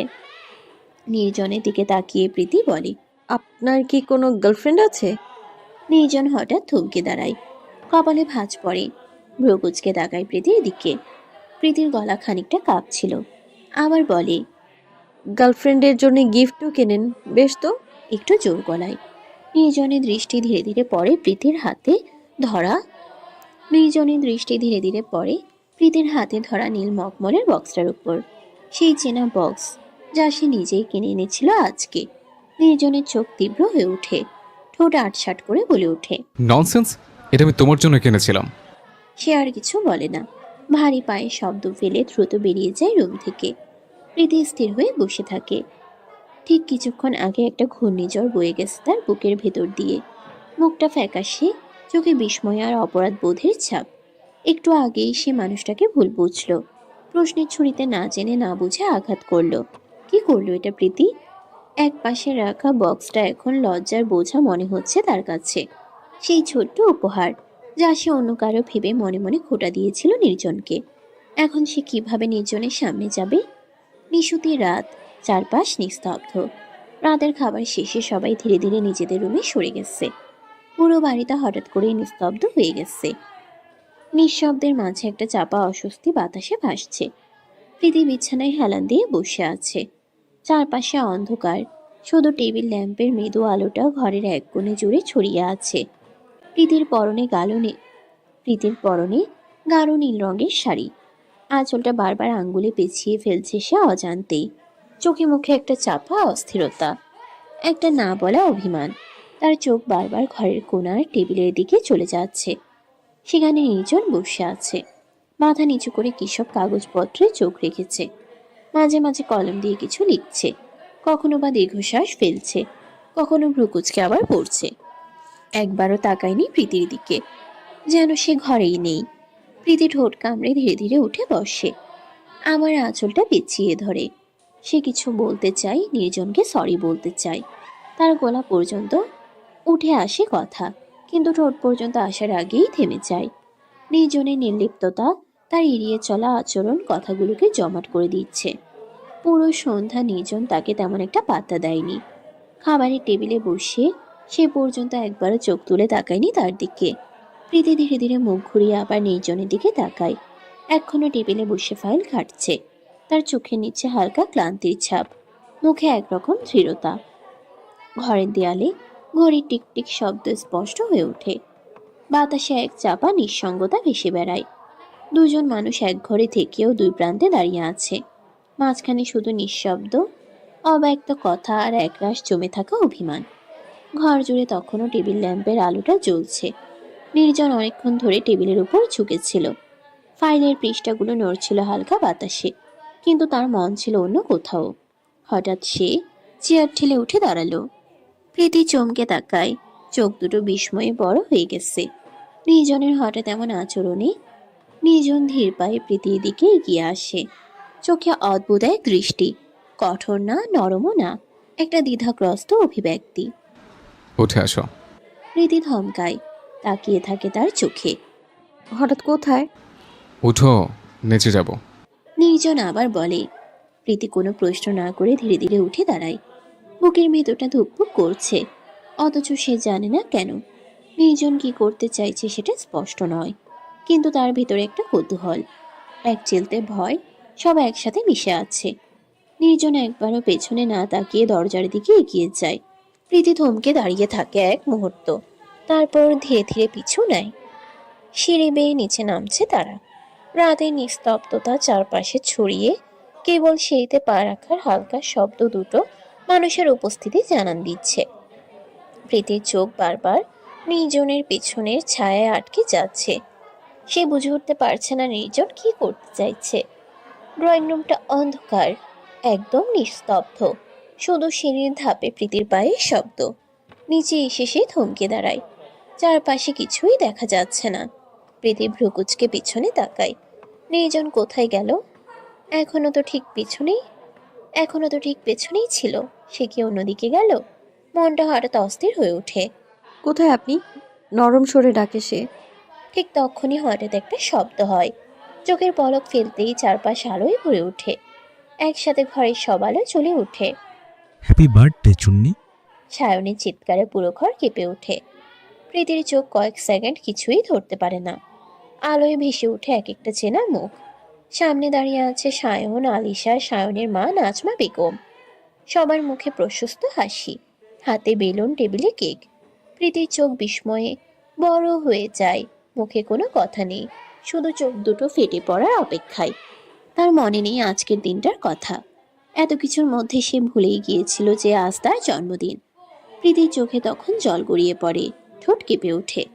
হাতটা শাড়ির আঁচলে শক্ত করে চেপে ধরে। আলিশা এগিয়ে আসে, ওর কানের কাছে ফিসফিসিয়ে বলে, এসব কিন্তু ভাইয়ের প্ল্যান ছিল। প্রীতির চোখ ছলছল করে ওঠে, বুকের ভিতরটা ধক করে ওঠে। এইসব নির্জন করেছে শুধু তার জন্য, অথচ ও নির্জনকে সন্দেহ করেছে। ড্রয়িং রুমে আনন্দের হাওয়া ছড়িয়ে পড়ে, চারদিকে হাসি, উচ্ছ্বাস আর চোখে মুখে প্রশান্তির দীপ্তি। সবাইকে নিয়ে প্রীতি কেক কাটে। প্রীতির ঠোঁটে ধরা পড়ে এক চিলতে লাজুক হাসি, চোখের কোণে তখনও আবেগের ঝিলিক। কেক কেটে প্রীতি সবাইকে খাইয়ে দেয়। সায়নের দিকে এগিয়ে গেলে সায়ন শয়তানি হাসি দিয়ে বলে, একদম হালকা করে খাওয়াবি, বুঝলি? প্রীতি হাসতে হাসতে এগিয়ে দেয় কেক, আর ঠিক তখনই সায়ন কেকের ক্রিম নিয়ে প্রীতির নাকে লাগিয়ে দেয়। সায়ন! প্রীতি চিৎকার দিয়ে ওঠে, সঙ্গে সঙ্গে চারপাশে হাসি রোল পড়ে। প্রীতি আর দেরি করে না, হাত ভরে পুরো কেকের ক্রিম তুলে সায়নের গালে, কপালে, মুখ জুড়ে লাগিয়ে দেয়। আলিশা ফোনে ভিডিও করছে। নাজমা বেগম মুখে হাত চাপা দিয়ে হাসছেন, আর সায়নের মা বলছেন, হয়েছে, আর না, এখন সবাই রুমে যাও। হাসি ঠাট্টায় ছোটখাটো কেক যুদ্ধেই সময় কখন কেটে গেল বোঝা যায় না। রাত গড়িয়ে যায়, ঘড়ির কাঁটা তখন একটার ঘরে পৌঁছে গেছে। আলিশা হাই তুলে বলে, আমি আর পারছি না রে, ঘুম আসছে। সায়নও কাজ ঝাঁকিয়ে বলে, চল কাল সকালে আবার পিকচার দেখবো। নাজমা বেগম প্রীতির মাথায় হাত বুলিয়ে বলেন, এইভাবে হাসি খুশি থাকবি।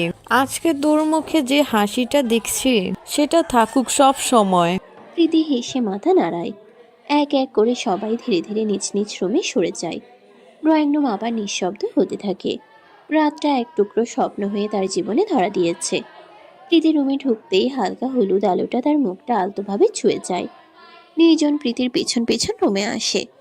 প্রীতি বিছানার পাশে রাখা ছোট্ট কাঠের টেবিলের দিকে এগিয়ে যায়, হাত বাড়িয়ে তুলে নেয় সেই ছোট মকমলের বক্সটা। ঘুরে বসে প্রীতি, ঠোঁটে হালকা হাসি। আজ সে বেশ খুশি। পরিয়ে দিন। নির্জন কিছুক্ষণ চুপচাপ তাকিয়ে থাকে তার দিকে। প্রীতির চোখে সরল আবদার। নির্জন ধীরে ধীরে এগিয়ে আসে, প্রীতির সামনে এসে বসে পড়ে বিছানায়। মকমলের বক্সটা খোলে। ভিতরে রাখা জোড়া কানের দুল মৃদু আলোয় ঝিলমিল করছে। নির্জন এক দুল হাতে নেয়, প্রীতির চুলগুলো একপাশে সরিয়ে দেয় আলতোভাবে, তারপর আস্তে করে কানের দুলগুলো পরিয়ে দেয়। প্রীতি দেখিয়ে বলে, কেমন লাগছে আমায়? নির্জন এক মুহূর্ত দেখে তারপর বলে। ঠিক আছে। মুহূর্তেই প্রীতির মুখটা ভার হয়ে ওঠে। শুধু ঠিক আছে? মনে মনে বলে ওঠে সে। এই দুই শব্দ যেন কেমন ধাক্কা দেয় প্রীতির বুকের ভেতর। চোখ দুটো মুহূর্তেই নিস্তেজ হয়ে আসে। চোখ নামিয়ে নেয় সে। অন্তত একটু সুন্দর দেখাচ্ছে তাও তো বলা যেত, কিন্তু বলল না। প্রীতি গাল ফুলিয়ে বিছানার একপাশে গিয়ে চুপচাপ শুয়ে পড়ে। মুখ ফিরিয়ে নেয় নির্জনের দিক থেকে। নির্জন প্রীতির দিকে তাকিয়ে হাসে। ধীরে ধীরে প্রীতির দিকে এগিয়ে যায়। তার পেছনের দিকে প্রীতির বালিশে শুয়ে পড়ে। প্রীতির লম্বা চুলগুলো তার পিঠে ছড়িয়ে আছে। নির্জন তার আঙ্গুল দিয়ে চুলগুলো সরিয়ে নেয়। এক গুচ্ছ চুল কানের কাছে আলতো করে গুজে রাখে। নির্জন ঠোঁট ছুঁয়ে দেয় প্রীতির কানে। গালটাতে এক ঝলক লালিমা খেলে যায়। সঙ্গে সঙ্গে ফিরে তাকায় নির্জনের দিকে। চোখে বিস্ময়, খানিক লজ্জা। নির্জন তাকিয়ে থাকে গভীরভাবে, তারপর ফিসফিস করে বলে, প্রণয়নীকে আজ অনেক সুন্দর লাগছে। শুধু এই কয়েকটা শব্দেই সব অভিমান গলে জল হয়ে যায় প্রীতির। লজ্জায় গাল লাল হয়ে ওঠে। সে ধীরে ধীরে মুখ লুকিয়ে ফেলে নির্জনের চওড়া বুকে। নিজের সব রাগ অভিমান তার সেই বুকেই মিশিয়ে দিতে চায়। নির্জন মুচকি হেসে তাকে শক্ত করে জড়িয়ে ধরে। প্রীতির কপালে গভীর চুমু এঁকে দেয়। তারা জ্বলে না, আকাশে নয়, প্রীতির চোখে। তারা জ্বলে না, আকাশে নয়, প্রীতির চোখে। নির্জনের এক এক করে ছুঁয়ে যায় সমস্ত ক্লান্তি, সমস্ত অভিমান, সমস্ত অপূর্ণতা। সমাপ্তি।